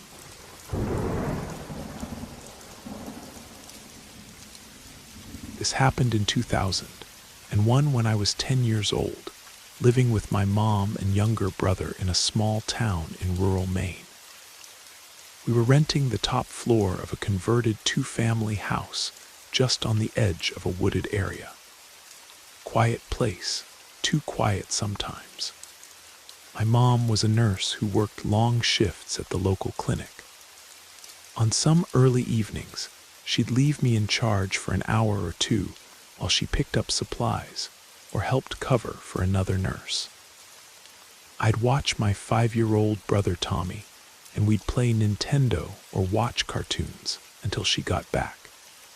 This one afternoon felt like any other. Late autumn, cold, but no snow yet. Tommy and I had just finished our after-school snacks and were parked in front of the TV. My mom had gone to help a neighbor down the road who'd slipped on their stairs. She told me she'd be 10 minutes max. Round 15 minutes later, the doorbell rang. We almost never got visitors. I froze. Tommy looked at me, confused.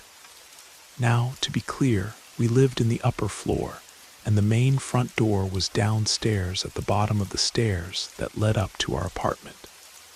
It was an old wooden thing with a big lock and a large glass panel covered by a curtain. If you wanted to come up to our part, you'd ring the bell outside, wait for us to buzz you in, and then come up the stairs. So hearing the bell was odd, especially since we weren't expecting anyone. I stood up slowly and peeked out of our kitchen window, which had a partial view of the gravel driveway below. No car, no bike, just a tall man standing completely still in front of the downstairs door. He was wearing a long coat, brown or gray, and thick, round glasses that made his eyes look cartoonishly big. I remember that detail clearly. He was also holding something rolled up in his hand. At the time, I thought it was a newspaper. He didn't ring the bell again, just stood there, staring. I looked back out of view, heart pounding. I don't know why I was instantly so freaked out, but every instinct I had was telling me not to answer. Then I heard the sound that still makes my stomach turn to this day. The sound of the downstairs door creaking open. That door was locked. I was sure of it. I rushed into the hallway and peeked down the inside staircase. The man was on the steps. He was already inside the house. I didn't move. I just stood there in my socks on the wooden floor, trying to figure out what to do. I couldn't even hear him walking, but I could see the shadow he cast on the walls as he slowly climbed toward our floor. Then he stopped. I couldn't see his face anymore, just the top of his head. And then I heard it. He said my name, Nathan.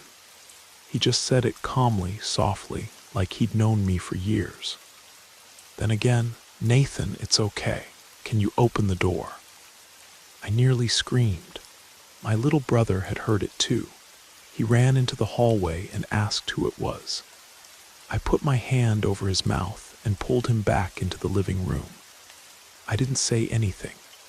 I just dragged him behind the couch and motioned for him to be silent. From where we sat, we couldn't see the stairs anymore, but we could hear everything. He walked all the way up, just stood there, and then he tried again. You don't have to be scared, Nathan. Your mom sent me. That's what did it, that sentence. He said it so matter-of-factly, like it was a normal thing.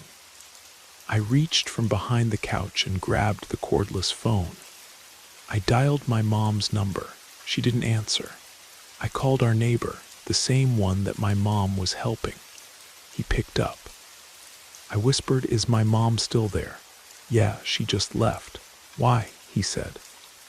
That's when I completely broke. "There's a man at our door. He's in the house. He said Mom sent him," I said. I didn't realize how loud I was. I think the man heard me because just then the doorknob rattled. Not forcefully, just once, like he was checking if it was locked. Then everything went quiet. 5 seconds, 10, a full minute. I waited for something, anything. Then the front door slammed shut, hard enough that the windows shook. I crept to the top of the stairs and peeked down. He was gone. I could see the downstairs door swinging slightly, where it hadn't fully latched.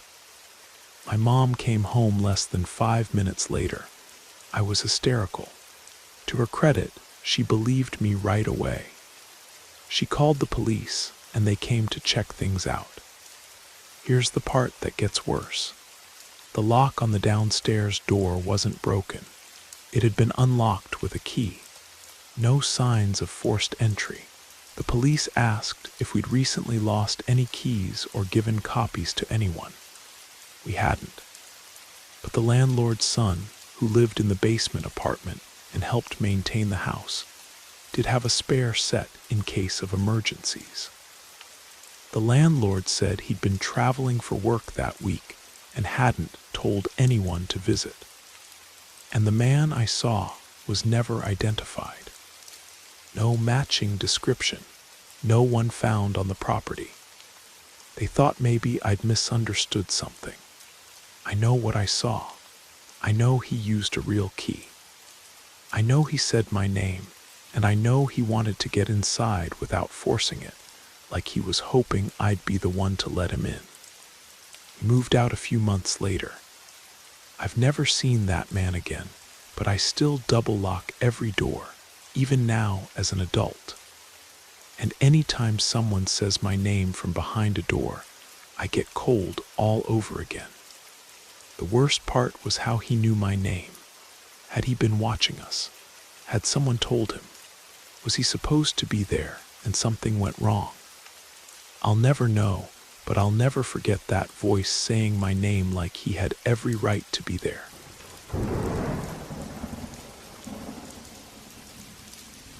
This happened during spring break of 2022, when I was living in a 2-bedroom apartment just outside of Boston, Massachusetts, with my sister Ashley.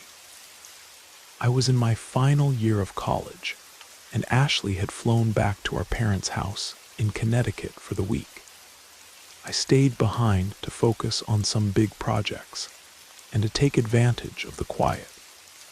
It was supposed to be a chill, uneventful week.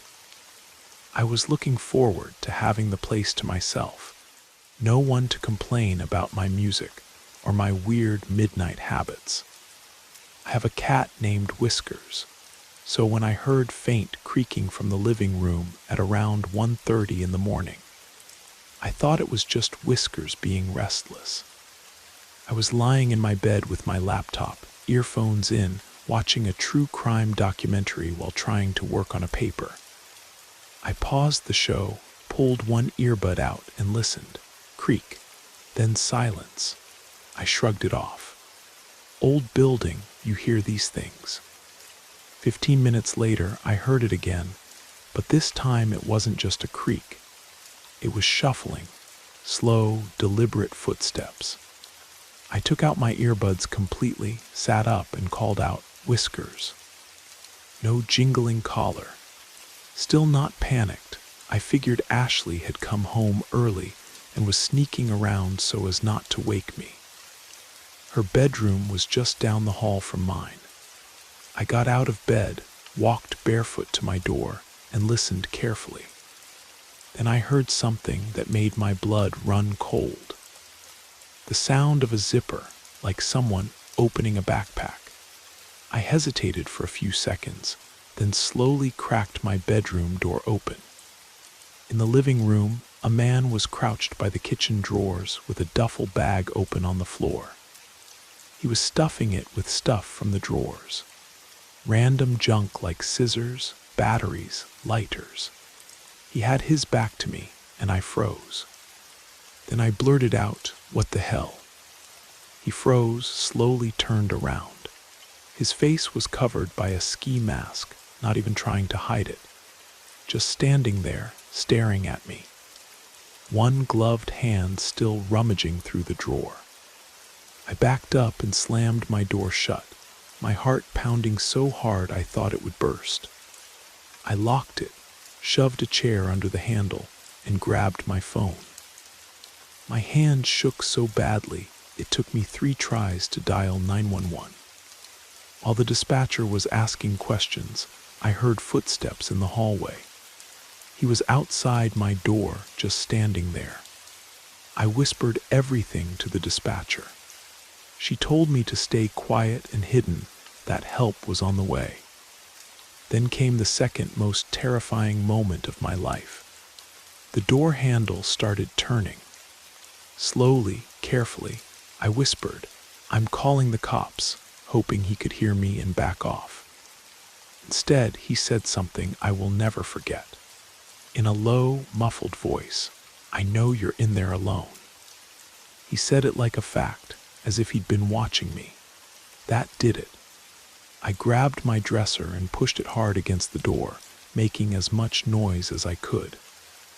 After a long pause, I heard footsteps retreating, then the front door slammed shut. I stayed barricaded in my room until the police arrived about 11 minutes later. They searched the apartment.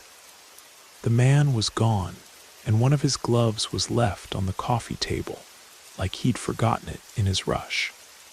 The police took prints and filed a report, but they told me something chilling. There was no forced entry. The front door had been locked when I went to bed. Ashley's bedroom window was latched shut, but when they checked it, it was wide open. Ashley had forgotten to lock it before she left. Since she rarely opened it, she never thought to check it. Our apartment was on the ground floor, so whoever it was had just slipped in through the alley and slid it open. I called Ashley the next morning. She felt terrible. She hadn't even realized the window was unlocked. I couldn't be mad. It was an honest mistake, but it could have cost me everything. I barely slept the next few nights. Every noise made me jump.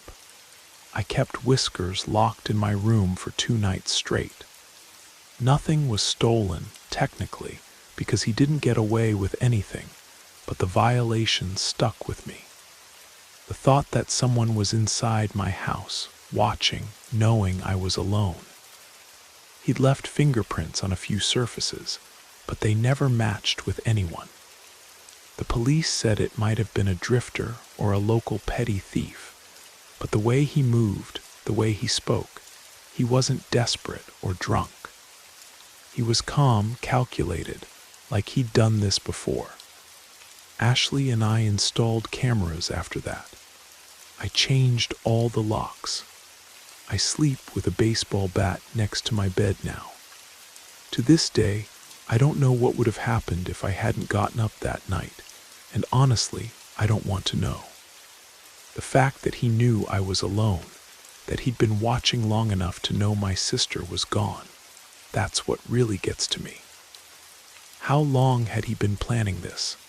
How many times had he watched our apartment, learning our routines?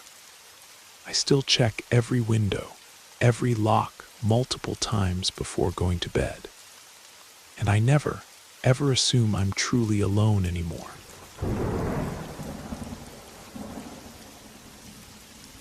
I live out in the suburbs of Seattle, Washington, not exactly in the deep woods, but definitely not city center. My house is in a quiet cul-de-sac surrounded by tall pine trees, and a few other homes spaced pretty far apart. It's peaceful most of the time, which is why what happened one night hit me so hard. It was around 2:30 in the morning on a cold October Friday. I'd just gotten home from a late shift at the bookstore where I work, and I was exhausted, but happy to crawl into bed. My boyfriend Ryan was out of town visiting family, so I was home alone.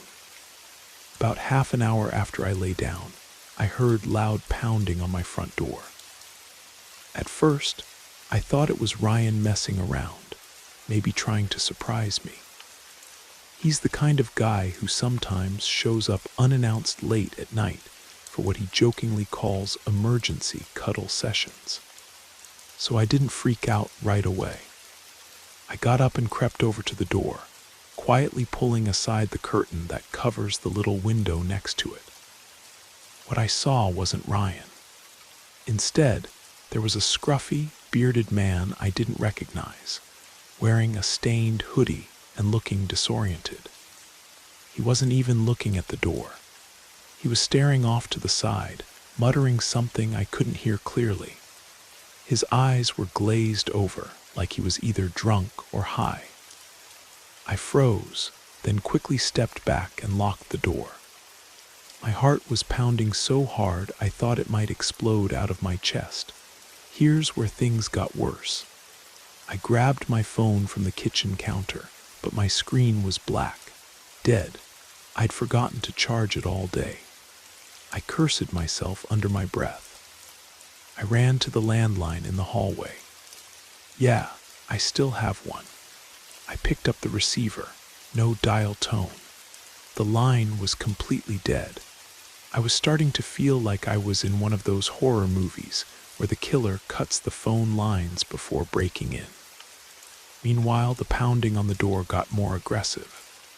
Let me in, let me in, the man slurred, his voice thick and unintelligible. He started banging his fists harder, making the whole house shake. I grabbed the baseball bat Ryan left leaning against the wall and locked myself inside the closet in the guest bedroom. It was cramped, but I figured it was better than hiding out in the bathroom, where there was only one exit. I held the bat tightly, heart in my throat, waiting for him to start trying the doorknob. Then I heard something chilling. He was moving around the house.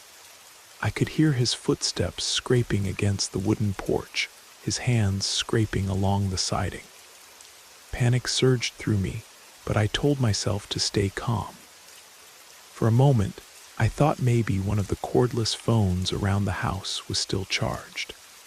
I've got 2 handsets for the landline. Summoning every ounce of courage, I unlocked the closet door a crack and peeked out. The coast looked clear. I dashed to the kitchen where one of the cordless phones sat. I pressed the power button. It turned on. I almost collapsed with relief. I dialed 911 and stayed on the line. The operator told me that officers were about 20 minutes away. I explained the situation, whispering so I wouldn't alert the guy outside. She told me to stay quiet and hidden. I backed into the closet and locked the door again. Those 20 minutes were torture. I could hear him prowling around the house, trying doors, peering into windows, yelling unintelligibly. At one point, I heard a loud crash. My stomach dropped. I didn't know if he'd broken in, or was just banging something around outside. Eventually, I heard sirens. The man took off running down the street. The police arrived and found him about 2 blocks away, stumbling in the dark. He was a young guy, early 20s, unshaven, clearly intoxicated or high on something. Turns out there had been a party about a mile down the road, and he'd gotten lost on his way home. He thought my house was one of the houses hosting the party. He'd been trying to get back in for nearly half an hour. The cops thanked me for staying calm and safe, and reminded me to keep my phone charged and my doors locked. I'm still shaken, thinking about how close I came to a very different outcome. The crash I'd heard was him knocking over one of my garbage cans. The dead phone line turned out to be a coincidence. There'd been some maintenance work in the area that day, and the connection hadn't been properly restored. But none of that mattered in the moment. For those 20 minutes, I genuinely thought someone was trying to break into my house to hurt me. The fear was real, even if the threat turned out to be a confused, drunk college kid. I've since gotten a cell phone charger for every room and installed a backup security system. And I always make sure my phone is charged before going to bed. You never know when you might need to call for help.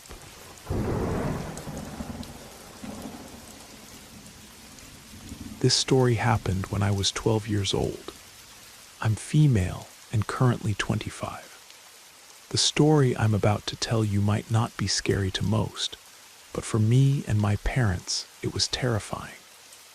I remember it was a Saturday night around 9 or 10 in the evening during summertime in Rochester, New York. I owned one dog at the time. His name was Buddy. My parents decided that night they felt like going for a walk around the block, walking Buddy, and asked me if I wanted to join them. I said no because I wanted to play World of Warcraft. My parents were okay with leaving me alone since the walk wouldn't be longer than 30 minutes, tops. As my parents got dressed to leave the house, I logged into World of Warcraft and looked around in my guild and global chat to see if anyone was on. For some reason, no one was online, so I decided to join my parents. I got dressed and put Buddy on his leash, and we all left together. I'd like to mention that I lived in an apartment building that had 10 floors, and we lived on the very first floor. I lived in the very first apartment that you would see when you entered. I remember always hating that because whoever would pass by our door, we would hear them at any time of the day or night. Whoever was lurking at night, we would hear them. It was somewhat eerie to live there. Anyway, we left the house. My dad closed the door. We had 3 key locks and a steel bar that would block the door from the inside. The bar covered half the door. Security precautions were my father's obsession. We exited the building and enjoyed our walk. After 15 minutes, we realized the weather had changed from warm summer wind to incoming storm wind. My mom made the call to go back home, as Buddy had already done his business. So we all returned.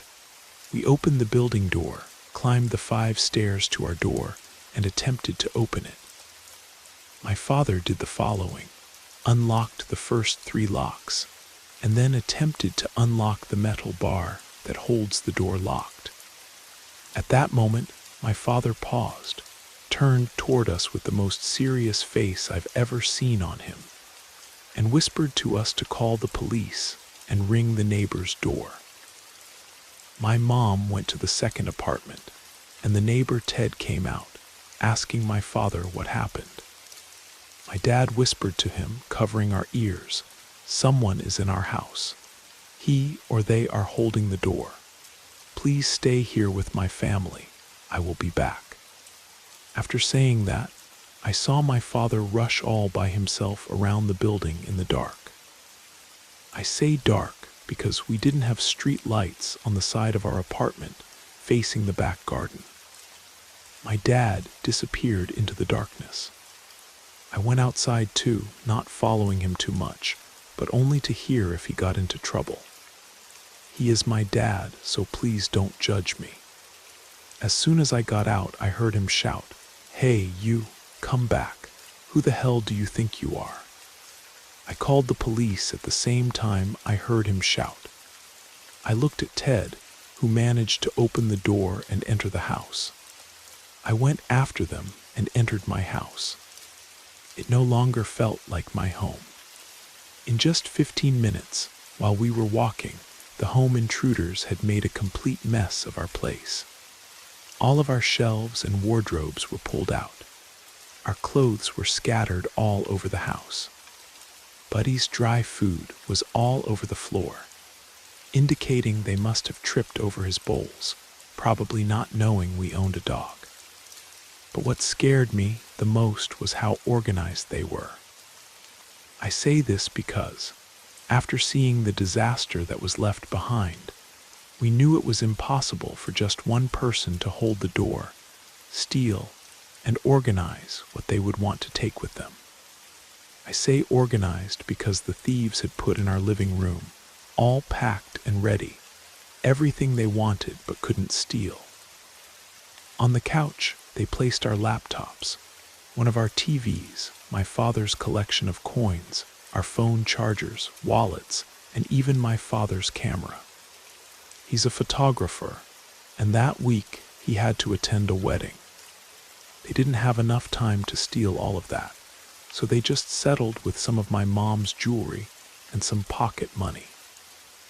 After seeing this, in my silly child mind, I rushed to my room to check my piggy bank. I always saved up money from whatever chores I did. It wasn't much, but it was my work and savings, and at the time I thought they stole it too. When I entered my room, I saw the metal bars that were covering my windows were all cut open, and my window was broken.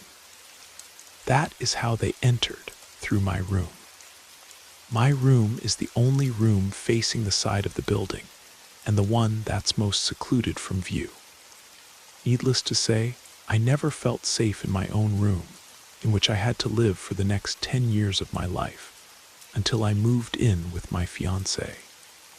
The police arrived, and started throwing white powder. I still have no idea what it's called. All over our house to find fingerprints. They took photos, took our statements, and analyzed my room and the window. They were unable to catch the home invaders, but they were able to tell us that this invasion was not the only one in our neighborhood during that month. Another 4 houses were broken into, one of them being the home of a police officer. They told us that the invaders analyzed their victims, learned their schedules, and even knew where the children's rooms were, as they seemed to be entering the houses through the children's windows. All of the families affected by them had children. They did not expect us to be back that soon and panicked. Hence, one of them was holding the door with his body so the others could flee. The person my dad was shouting after was probably the one holding the door and the last to escape through my broken window. I don't know what could have happened if I didn't change my mind and give up on raiding for gear in World of Warcraft. I probably would have come face to face with these invaders. I am happy I didn't, and I hope to God I never, ever meet them. The violation of having strangers in my room, going through my things, cutting through my window bars, it stayed with me for years. Even now, as an adult, I always check my windows before going to bed, and I can't sleep unless I know every lock in my house is secure. My piggy bank, by the way, was still there. They hadn't bothered with a child's small savings, but the fact that they'd been in my room, that they'd planned this so carefully, targeting families with children, it still gives me chills.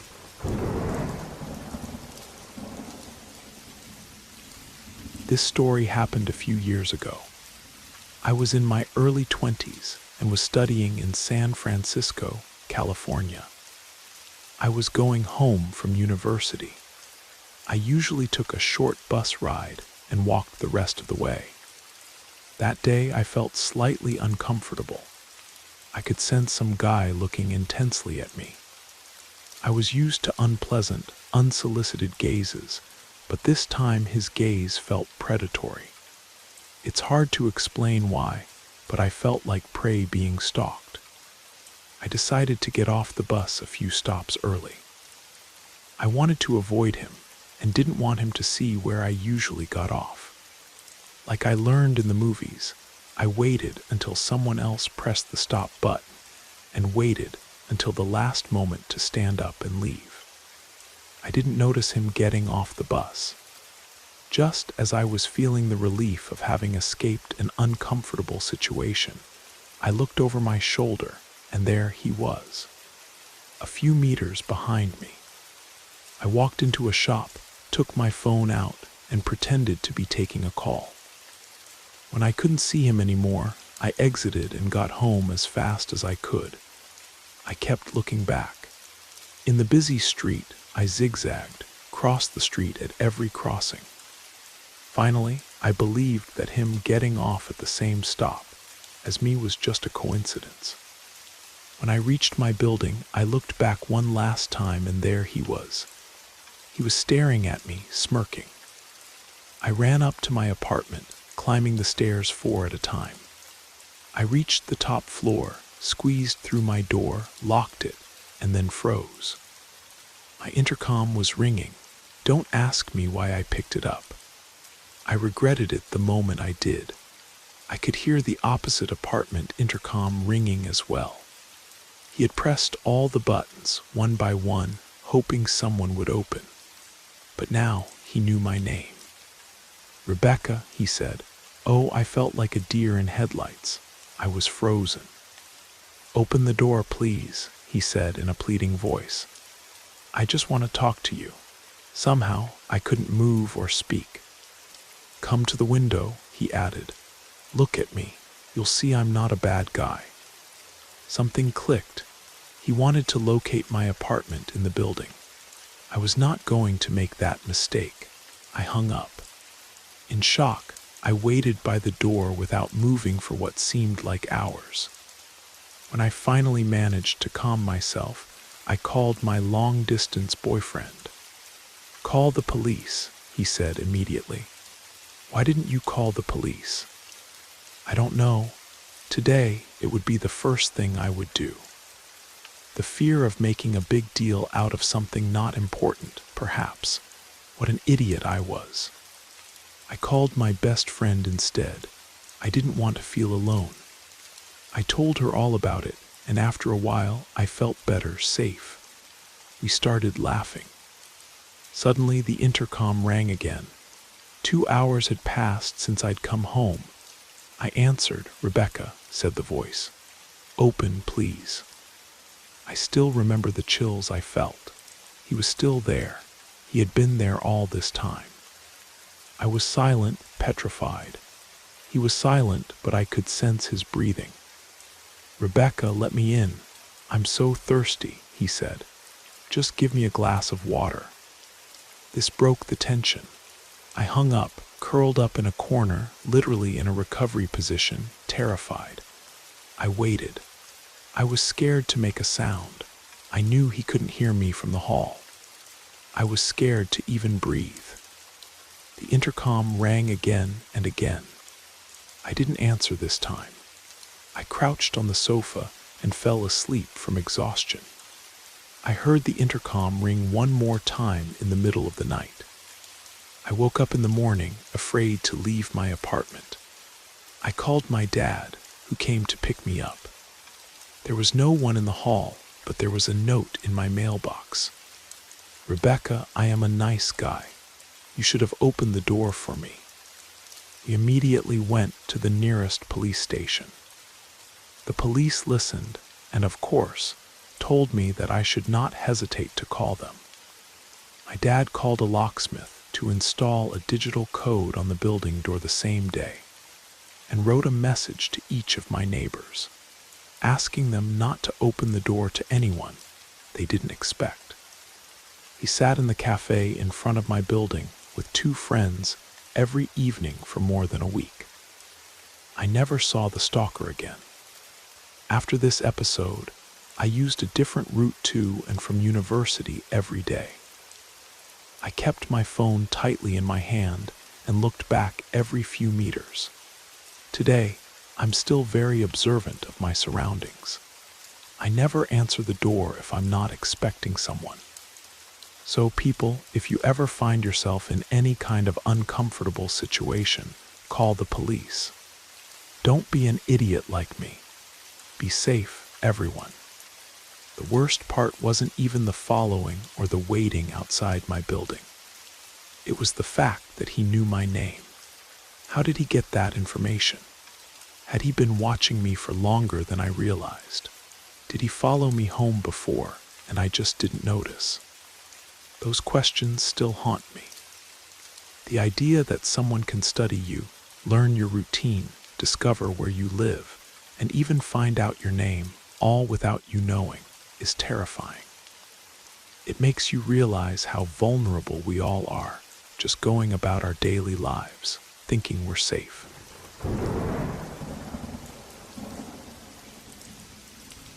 Three or 4 days ago, my wife and I were sound asleep in our bedroom around 2:54 in the morning. Our German shepherd, Duke, started barking viciously. We've never heard him bark like this before, so we assumed something was amiss. I got up to check and see if something was up and ended up spilling water on my nightstand. It took me about 2 to 3 minutes to clean up the water, and I figured maybe Duke was simply barking at the rain. I went back to sleep. A few minutes later, Duke started again with a vicious bark. My wife started freaking out and turned our lamp on.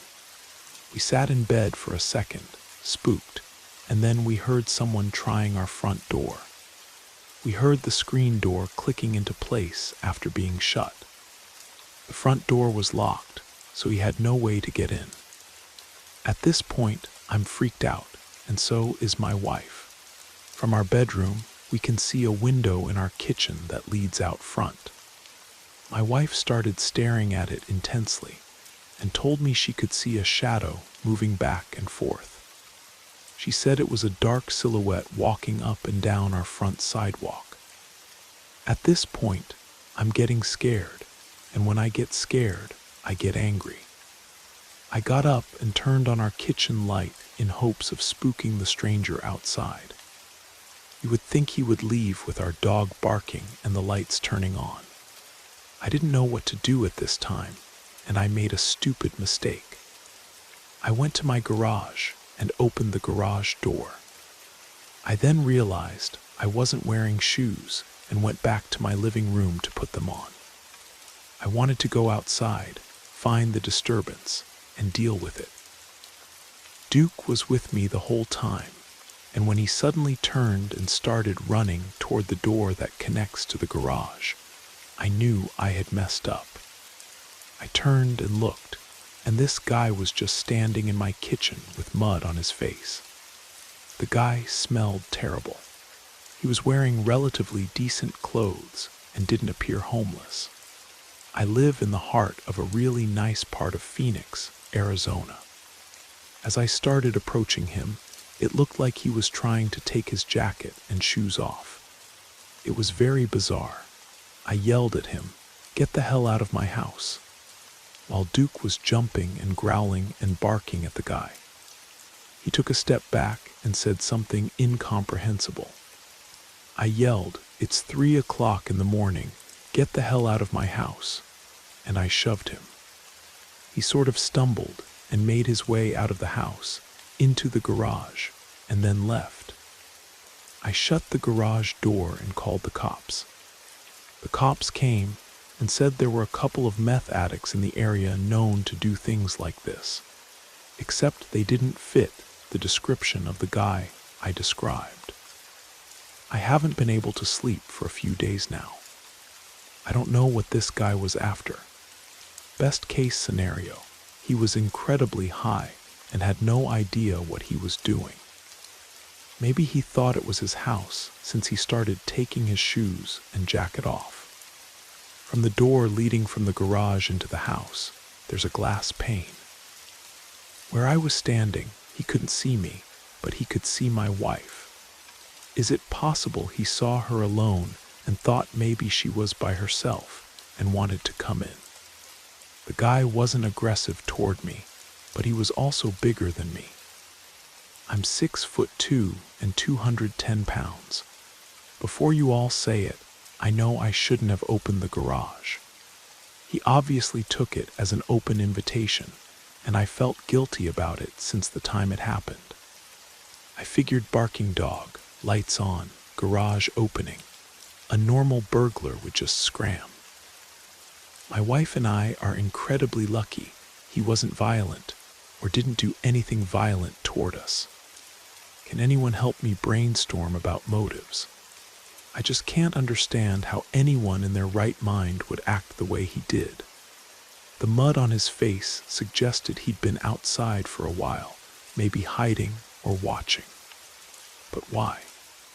The fact that he started undressing like he lived here is what really gets to me. Was he confused? Was he planning to stay? Was this some kind of drug-induced episode where he genuinely thought this was his home? My wife keeps asking me what would have happened if she'd been alone that night. If I'd been traveling for work, if Duke hadn't been there to alert us. The thought of this muddy stranger walking into our bedroom while she slept, it makes my blood run cold. We've since installed a security system, reinforced all the locks, and I'm considering getting a second dog. But the randomness of it, the complete lack of explanation, that's what keeps me up at night. Sometimes the scariest encounters are the ones that make no logical sense. At least with a normal burglar, you understand the motive. This felt like something else entirely, something much more unsettling.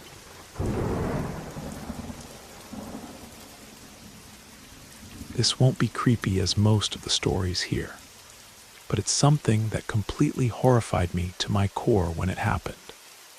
back in my late teens in Chicago, Illinois. I used to head to a particular nightclub every single week and got to know most of the regulars there to the point that I could sit at any table and know at least a few people. One night I was introduced to a new woman that no one really knew very well. I said hello, made very short and polite conversation, and then went about my time as normal, just dancing and drinking. Nothing much of note happened during my time in the club. At the end of the night, I left a little earlier than my friends because I lived really far away, outside of the city. I got a taxi home, which was expensive, and I got into bed, falling into a deep sleep. I woke up in the morning, sunlight streaming into the room, and immediately knew something was off. Too much weight on the bed. I spun and looked down to the end of the room, and there, sitting at the end of the bed, was the woman from the night before. She was staring at me wide-eyed with utter devotion and a weird smile. It was totally horrible. I had no idea what to say, so I said nothing. I was so weirded out by her expression and the whole bizarre nature of the situation. I was dumbstruck. It wasn't a lustful look. It was spooky, obsessive, insane-looking. I know for a lot of guys, the idea of having some random woman appear in their bedroom might be a thrill, but this was nothing like that. It was scary, plain, and simple. I got up, got dressed, summoned up a bit of courage, turned to her and said, "You're leaving now," and essentially marched her out of the house, telling her that buses leave from the end of the road every half hour. She left without saying anything. From talking to friends and family, I pieced together what had happened. After I left the nightclub, she tried to catch up with me but instead lost me. She went back, asked around until someone told her the rough area I lived in, got a taxi there, knocked on random doors, waking up neighbors, and eventually one told her exactly where I lived. Then she lied to my sister, saying that I'd been expecting her. My sister was pissed off at being woken up, but she let her in. From there, she got to my room and sat there for God knows how long, silently watching me sleep. As it turns out, almost nobody from the club knew her at all, but we all assumed someone else must know her. What really spooks me is that if she had wanted to hurt me for whatever reason, she easily found her way right into my family house, right into my bedroom. I'm shuddering thinking of it. The fact that she sat there in the dark, just watching me sleep for hours potentially. What was she thinking? What was she planning? The devotion in her eyes wasn't romantic. It was something much more disturbing. My sister felt terrible about letting her in, but how could she have known? The woman was convincing, said she was expected, and it was late. My sister just wanted to get back to sleep. But the violation of it, waking up to find a stranger in your most private space, in your bedroom, having watched you while you were completely vulnerable, it's something that stays with you. I changed the locks after that, and we established a rule in the house. No one gets let in unless we verify it first, no matter what story they tell. I also started being much more careful about who I talked to at clubs, about what information I shared, even casually. The scary part is how easy it was for her. One brief conversation, a few questions to strangers, and she had my address. She had convinced my sister to let her in, had found her way to my bedroom, and had spent hours watching me sleep. I never saw her again, but I heard from friends that she asked about me for weeks afterward. Where I lived, what my schedule was like, if I had a girlfriend. It was like she'd become obsessed after one 5-minute conversation. Sometimes I wonder what would have happened if I hadn't woken up when I did. Would she have just sat there until I woke up naturally? Would she have tried to wake me up? Would she have done something worse? I guess I'll never know, but I'm grateful I woke up when I did, and that I was able to get her out of the house without any violence. But the image of her sitting there, staring at me with that devoted, obsessive expression, it still gives me chills.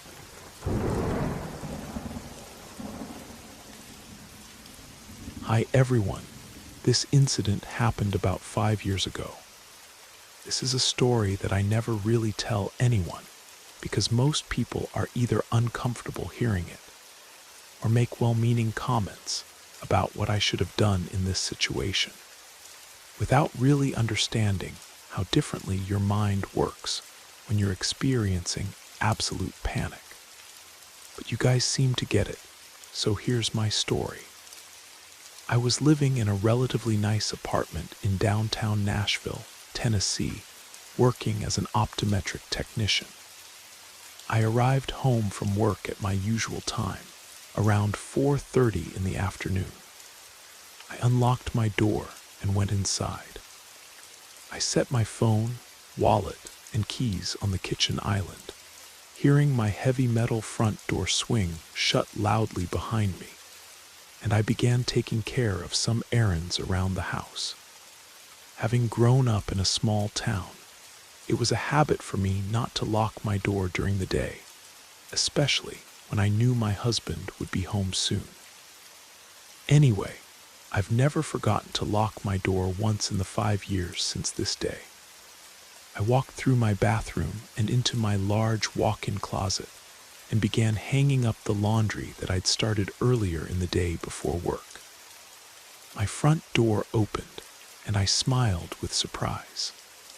My husband was home a little early, and I happily called out to him, "I'm in here, love." I was met with silence and slowly began to feel that sinking feeling of something is wrong crawl up my spine. I tried to shake it off, thinking my husband simply hadn't heard me, and walked out into the living room/kitchen area. Standing on the other side of my kitchen island was a complete stranger. He was male, older than me. I would estimate 50s, but it's hard for me to recall exact facial features or details from this moment, and he was just standing there, staring at me. No ski mask, no weapon, just watching me. I wondered if he'd maybe walked into the wrong apartment and was going to apologize and leave. But as he continued to stare, I realized I needed to do something other than just gape at this stranger in my house. I stood taller, puffed up my chest in an attempt to look more threatening, which is hard to do as a small female, and used a loud, clear voice, telling him to get out of my apartment, that he had no business being here. He completely ignored me like I hadn't spoken. He then began to pick up my things, my cell phone, my keys, my wallet. He picked them up methodically and put them into his own pockets. That's when it truly hit me that this person was dangerous. I was naive enough to believe this was all a mistake until that moment. I darted forward toward the only other device I had that would allow me to get help, my computer.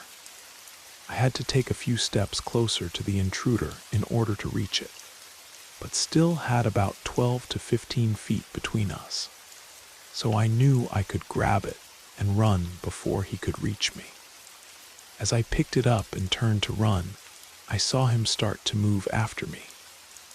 I sprinted back toward the bathroom because it was the only place I could go and put 2 locked doors between us, my bathroom door and the closet door. I slammed and locked the first door, and within seconds, I could hear him messing with it, trying to open it. I ran into the closet and locked that door too, opening my computer and getting on Facebook Messenger to contact my husband. I sent him message after message, pleading with him to call 911 and telling him there was an intruder in the apartment. He got the messages within minutes and assured me that he had a dispatcher on the phone and was leaving work himself to try and get to me if he could. I waited and waited. The bathroom door opened and the intruder came inside. He moved to the closet door and started trying to break that door down too. Here's the part where people usually start giving me advice on how I should have acted. But all I can tell you is that I was frozen with fear, with shock. I don't know, but I didn't scream or cry or search for a weapon in that dark closet. I didn't brace the door or try to hold it closed. I just knelt in my closet and waited to die because I just knew that's what was going to happen. People like to tell me that I lived in an apartment.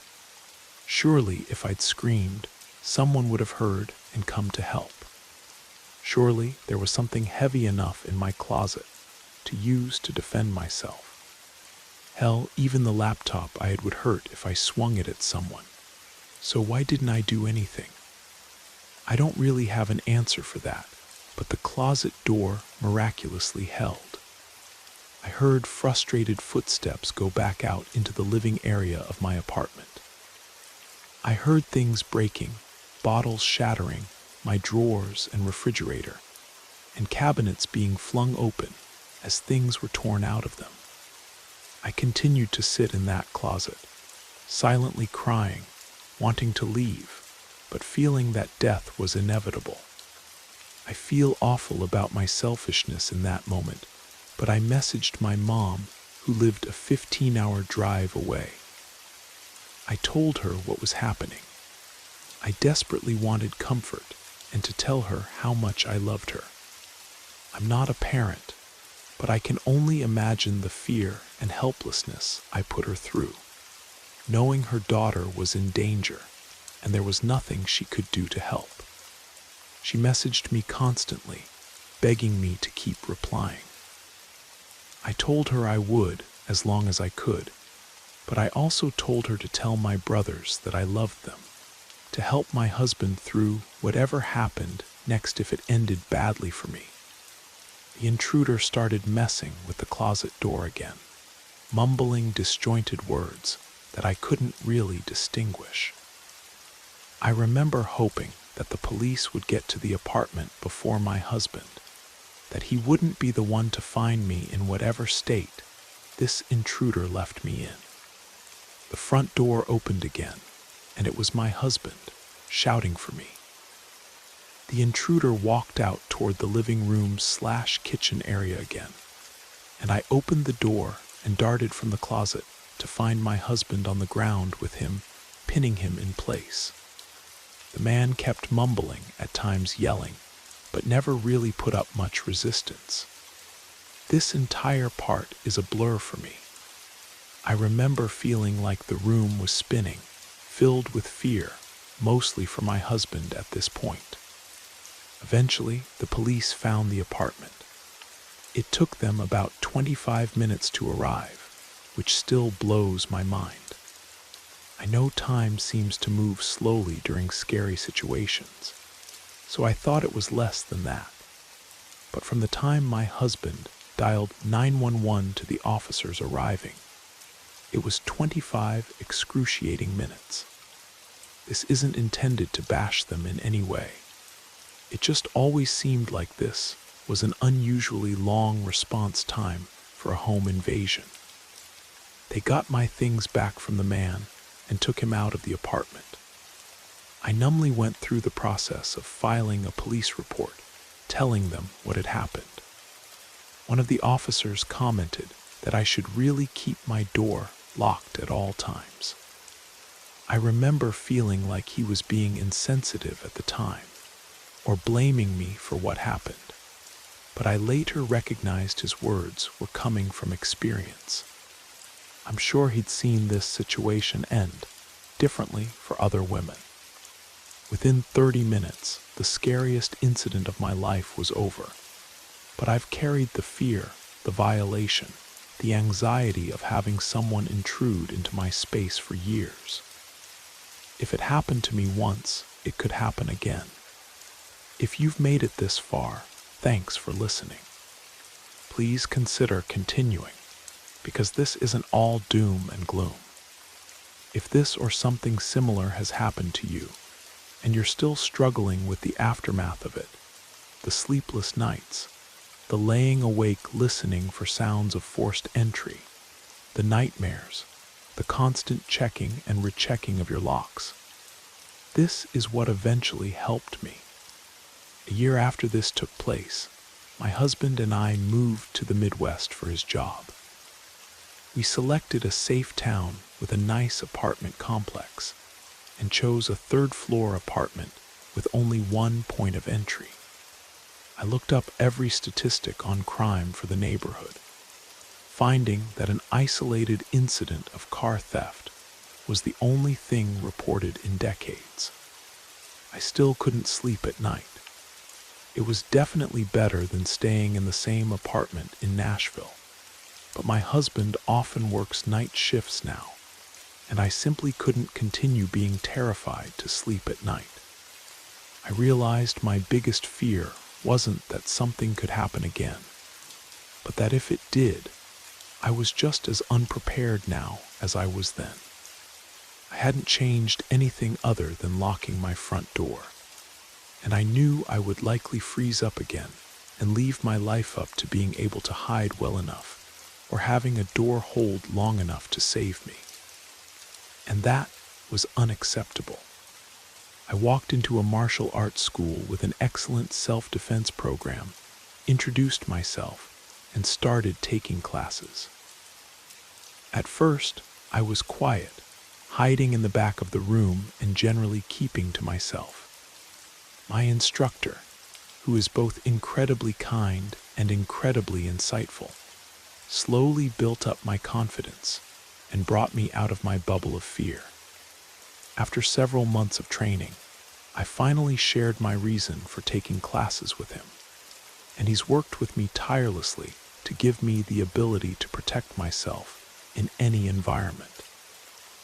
I've been training for years now, and the difference it has made in every aspect of my life is unbelievable. The meek, quiet girl that waited to die in her closet doesn't exist. I am confident. I am strong.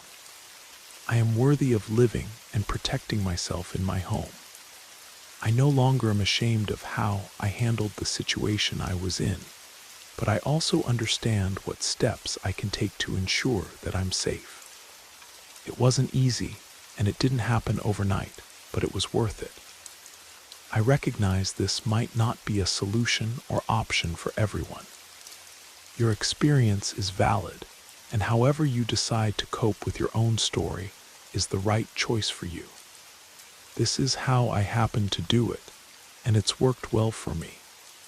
Thank you for listening. I'm a bit afraid to share this because I'm not sure how people will respond, but maybe doing so will help someone else that's feeling alone with this. If anyone is struggling with their own story and wants a kind ear to listen, I'm here. Stay safe out there.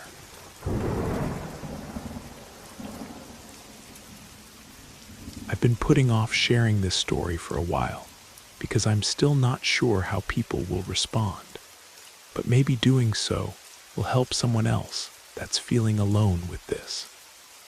So the whole thing happened back in the summer of 2016. For some context, my parents go on holiday quite often, and I used to stay home alone for 2 weeks at a time to look after our dogs and take care of the garden in general.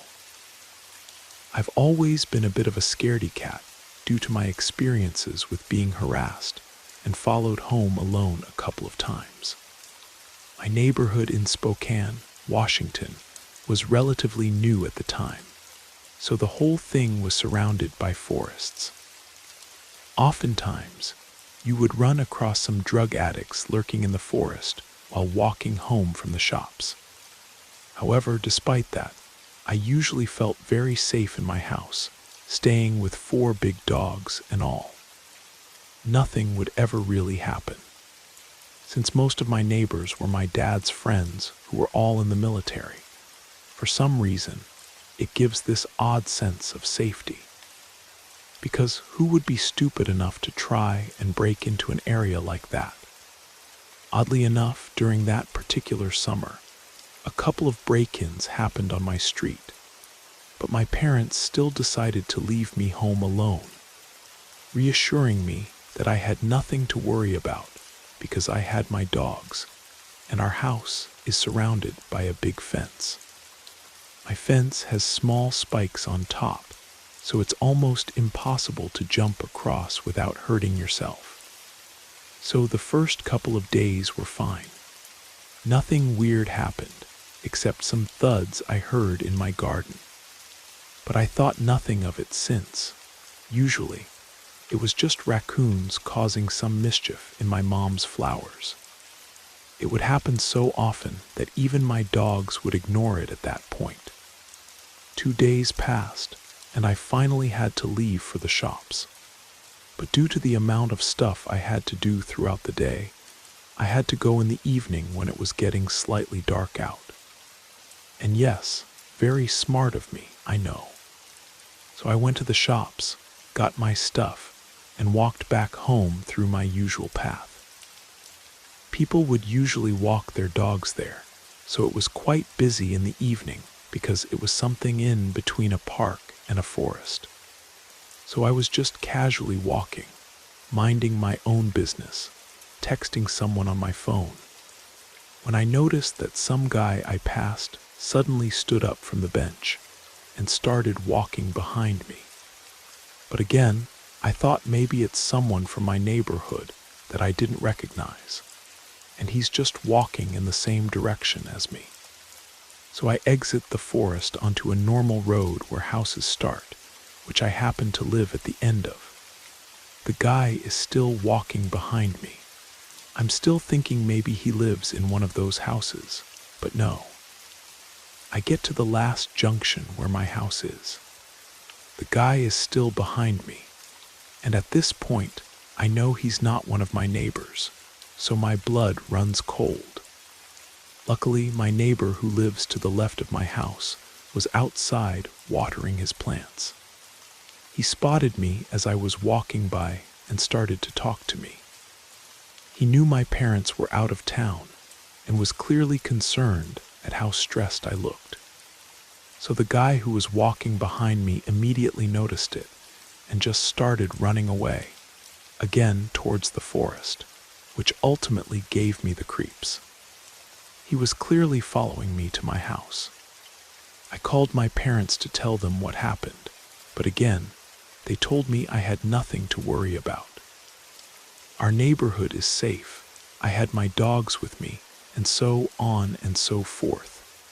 So I tried to calm down and go on with my things as usual. So for a bit more context, whenever my parents are out of town, I sleep in their bedroom downstairs, since I don't want my dogs to walk the stairs in the dark and have the possibility of hurting themselves. That night, as usual, I was laying in bed reading a book, my dogs already sleeping soundly in bed with me. I suppose they could sense I was distressed, because they usually sleep on the floor around the bed. I heard a thud coming from outside, like a little thud on the window in the room next to mine. Again, I thought it was just the raccoons, but this time, my dog started growling at the window in my bedroom. A couple of seconds of silence, then another thud. This time on the window in my bedroom. That already made me panic, but I tried to stay calm nonetheless. However, the third knock was louder, each coming from windows on the ground floor. Someone was banging on every window of my house, making my dogs go absolutely crazy, and they started to run around the house, wherever the bangs were coming from. At that point, I was in tears, knowing exactly what was happening. So I left my bedroom and walked to the center of my house. The house is open plan. I wanted to be where I could see the main door. And here's the thing, my main door has a window in it, so you can see inside. So I sat down in the darkness, a couple of feet away from the door, waiting to see what was going to happen, hoping and praying that someone would get scared of my dog's barking. But no, I wasn't that lucky. First, I see my dogs rushing to the door, barking at it before there was anything there. But then I saw a black silhouette outside my main door, peeking inside, and then start banging on the little window. As I was sitting there, helpless, I moved out of sight, hiding under my table. I got my phone out, as I could still hear the man trying to break the glass. I called my dad, barely being able to breathe. He didn't pick up. For me, it was about 2 o'clock in the morning, and they were on holiday, of course. I tried 2 more times until my mom picked up, very confused as to why I was calling in the middle of the night. I managed to spit out, "Someone is trying to break in. I don't know what to do." At that point, the man was trying to open the door, banging with his whole body on the frame to the point where my mom could hear it on the call. My dad was frantically trying to call anyone who would be able to come pick me up. His brother, my neighbors, my grandma. Everyone was put in full mobility at that very moment to get to me as fast as they could. My neighbor, the same man who spoke to me earlier that day, was the first one to come outside and scare the guy away. He rushed to my back garden, but I was still too afraid to open the main door, despite the fact that I could see the neighbor standing in front of it. I knew that man was still on my property, but the back of the garden was pitch black, and my neighbor didn't want to risk going there on his own and potentially getting knocked out or worse. 10 minutes later, my uncle, aunt, and grandma pulled up to my house, and I could see them all outside. My uncle had a key, so he opened the door, letting my dogs outside so they could chase after the intruder. My dogs are hunting dogs, so they're not cute little puppies that you would pick up. My uncle and neighbor went into the backyard with torches, accompanied by my dogs, to check every corner and to make sure it was safe. I will never forget how my grandma and aunt approached me when I was clinging onto the chair, absolutely in tears, as my mom was trying to figure out what was happening on the call. The man escaped through the back of the garden into my other neighbor's garden. I'm guessing trying to get away from my dogs, but he was finally gone. He did manage to damage the small window on my main door. The glass was already slightly cracked.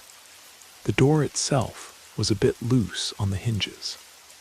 I don't want to think about what could have happened if he did get into my house sooner. Looking back, I realize how vulnerable I was, alone in that house with just my dogs. The man had clearly been watching, planning, waiting for the right moment when I was most isolated. The fact that he followed me home and then returned hours later shows a level of premeditation that still chills me.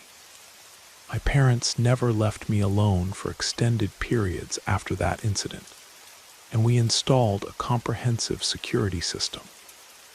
But the feeling of being hunted, of being watched and targeted, that stays with you long after the immediate danger has passed.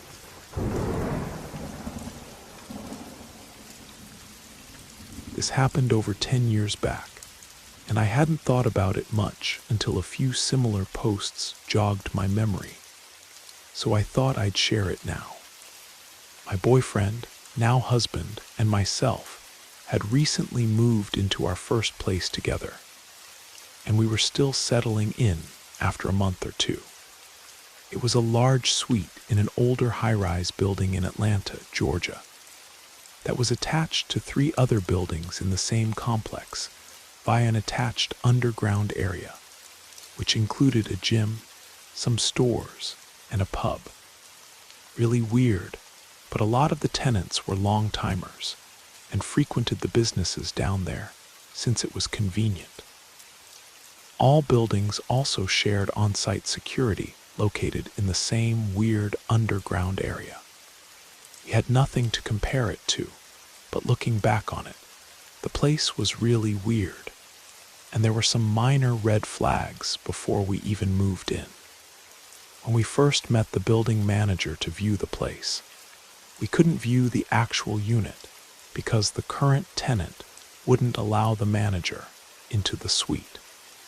She showed us the identical unit one floor down and assured us the locks would be changed, all carpets would be replaced, and that the place would be painted, so we didn't need to worry about any damage or anything. I would never move into a place sight unseen now, but at the time, we were young and dumb and just wanted to get out of our parents' houses, so we agreed and arranged to move in. Luckily, the place was really nice and in good shape when we moved in, so that didn't end up being a problem. The suite itself was great, but the other tenants on our floor were really odd. Most of them had lived there for years and didn't leave their apartments much and weren't particularly friendly. The guy next door was around our age, but played EDM 24 hours a day at full blast. How he slept, I'll never know. So we often had security pounding on our door for misdirected noise complaints. It turned out that was about all security was there for, as they came up a lot due to complaints from the units below us. I don't think it was even once due to us making noise, but who knows. The building manager was also really weird and always up in everyone's business. She patrolled the hallways daily and asked really personal questions, then acted offended if you didn't want to answer them. She was another one who lived there forever and was a bit drunk on building manager power or something. In general, the vibe was awkward there. We both worked jobs at the time that had us starting early in the morning and finishing up work in the early afternoon. And this day was no different. We were both home by 3 o'clock and hanging out in the apartment, watching TV.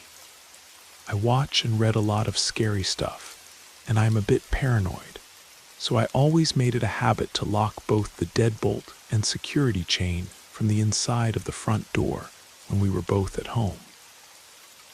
This day was no exception. Eventually, our late afternoon TV watching shifted into early evening intimacy, and afterwards, we both drifted off since we had woken up so early for work that day. I was in and out of sleep, so the background noise of the apartment was slipping in and out of my consciousness. I could hear the TV every so often, and at one point, I stirred awake because I could have sworn I heard the sound of the door unlocking. I glanced in the direction of the door once I opened my eyes, but it looked closed, and I didn't hear any further noises like knocking or anyone in the hallway.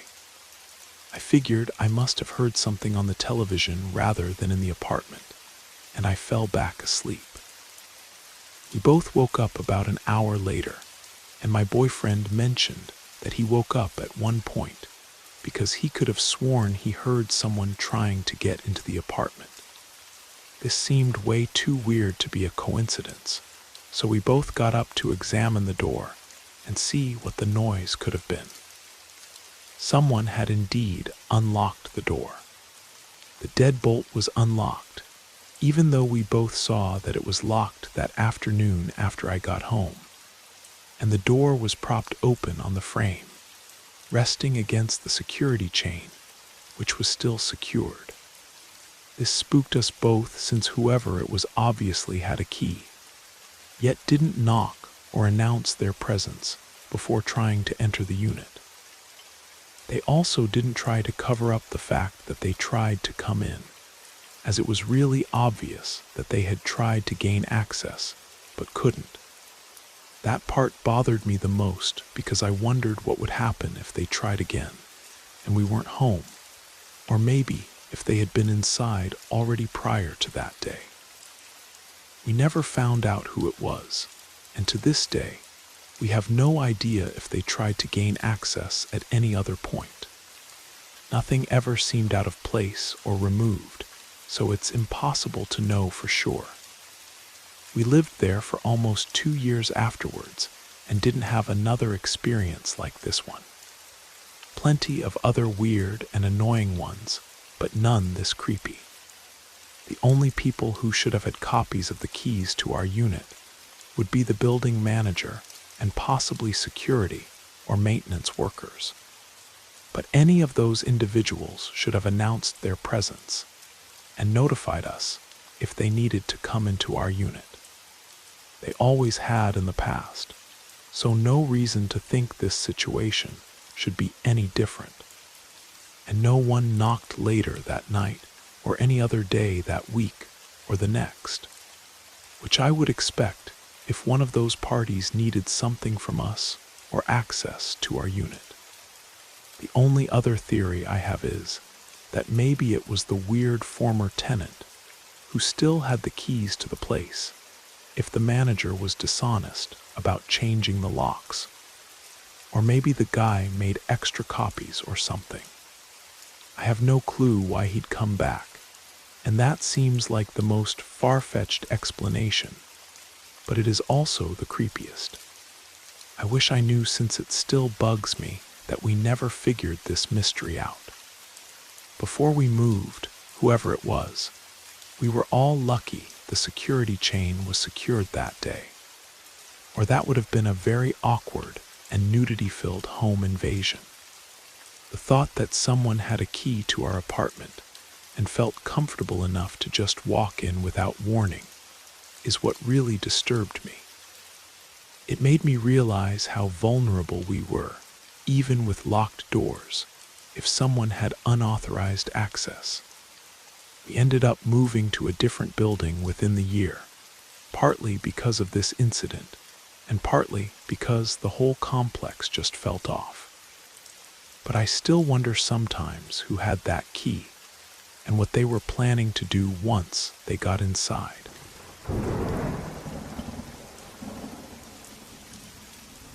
This happened over a decade ago when I was 12 years old. I live in a small town in Kansas, and in my neighborhood, the houses are fairly spread apart, separated by woods. It was a school day, so my grandma picked me up from school and brought me home. This was the first year that I got dropped off at my house alone. Before this, I would just go to my grandma's house after school. I would get dropped off at around 3 o'clock, and my parents would be home around 4:30. Not that big of a deal. Today, for some reason, my dad wasn't going to be home until around 7, and my mom, a teacher, wouldn't be home until around 8 o'clock because she had parent-teacher conferences at the school. This happened in early fall, so it wouldn't even be dark until like 8:30. I did what I usually did when I got home. I ran upstairs, got on my Xbox 360, and played Halo with my friends. Today, it was just my friend and I, Connor. I was playing for about 2 hours when I heard a car door shut in my driveway. No one should have been here until like 7 o'clock. My house is set up to where my upstairs has windows that look over my driveway, so with my headset on and controller in hand, I went to the window to see who it was. Maybe my dad got home earlier than I expected. I looked outside. It was a red truck. No one I know drives a red truck. The person pulled into the middle of my driveway sideways, kind of like he owned the place. When I looked out the window, I saw a man with a hat, wearing a big camo hoodie and jeans. It was September, so no one should have been wearing a big hoodie and jeans in Kansas. By the time I looked, he was already almost out of view, going up my walkway to my front door. I thought maybe it was one of my dad's friends or someone my dad hired to do something. But he would usually tell me if someone was going to be coming over. Soon after, I heard a knock at the door, then another. I went to my other window that has a better view of the walkway to my front door. I saw the guy walking back down the walkway. I switched and went back to looking through the windows overlooking my driveway. I'm relaying all of this to Connor, still with my headset on. I told Connor that he's walking back to his truck now. Instead, he walked past his truck and tried to open my garage side door. At this point, my heart sank. I told Connor that this guy just tried to get into my house. Mind you, it's already broad daylight, like 5 o'clock. Luckily, it was locked, but we do sometimes forget to lock it. After he tried the door, he started walking to my back patio. I dropped my headset, and I quietly ran down the stairs to see what he's doing. I got downstairs and stood between the wall so I'm not visible from the back door or living room windows. I stood there and listened. I heard him try to open the door. Then I heard a thud. It sounded like he dropped a brick on the ground or something. At this point, I'm more scared than I've ever been. I wanted to call my parents or grandma, but I didn't have a cell phone yet. The only phone in the house was in my kitchen. I would have to cross my living room to get there, and he would be able to see me if I went in there. A few seconds after the thud, I peeked around the corner, and he was gone. I ran back upstairs and put my headset back on, telling Connor that he had just tried to open the back door as well. As I'm telling him this, I heard a car door shut. This time, when I looked out the window, he had finally gotten into his truck. I looked at the truck closer, and I noticed the only thing he had in his truck bed was a crowbar and a shovel. He sat in his truck for what felt like a few minutes. During this time, Connor told me to get my iPod and take a picture of his license plate. He was parked to where I couldn't see it. Then he drove backwards out of my driveway and down the road. A few minutes after he was confirmed gone, I went downstairs to see what the thud could have been. I got to the back door and saw that the doormat was moved. Both big plant pots had been moved as well. He was looking for a key. Holy crap, we do have a hidden key back there too. The key to the back door was under one of the smaller plant pots on a ledge near the door, not the biggest one that he had checked under. I went to the front porch, and all of the other pots looked like they'd been moved as well. I don't know what I would have done if he was able to find the key or if he just broke in. After he left, I called my dad and told him what had happened. When my dad got home, he had a cop come over, and I told him what happened. I gave the cop a description. That guy never came back. The police officer said this was a common method used by burglars. They look for houses where kids might be home alone after school, check for hidden keys in obvious places, and try to get in when no one's around or when only children are present. He said I was lucky the guy didn't find the key, and that I stayed hidden and didn't confront him. The crowbar and shovel in his truck suggested he was prepared to break in if he couldn't find an easy way inside. My parents removed all the hidden keys after that incident and installed a keypad lock instead. They also made sure I had a cell phone for emergencies. But the thought of how close he came to finding that key, and what might have happened if he'd gotten inside while I was there alone, it still gives me chills. The fact that he was specifically targeting our house during after-school hours, when he knew a kid would be home alone, shows that this wasn't random. He had been watching, planning, waiting for the right opportunity. I never felt completely safe being home alone after that, even after my parents installed the security system. There's something about knowing that someone was actively hunting for a way into your house, studying your family's routine, that changes how you see your own home forever. Thank you for spending this time with Brad Arrows. We hope the stories whispered through the rain carried you far into your imagination or your dreams. If you're still awake, let us know how you liked the journey. Until next time, stay safe, sleep well, and let the darkness comfort you.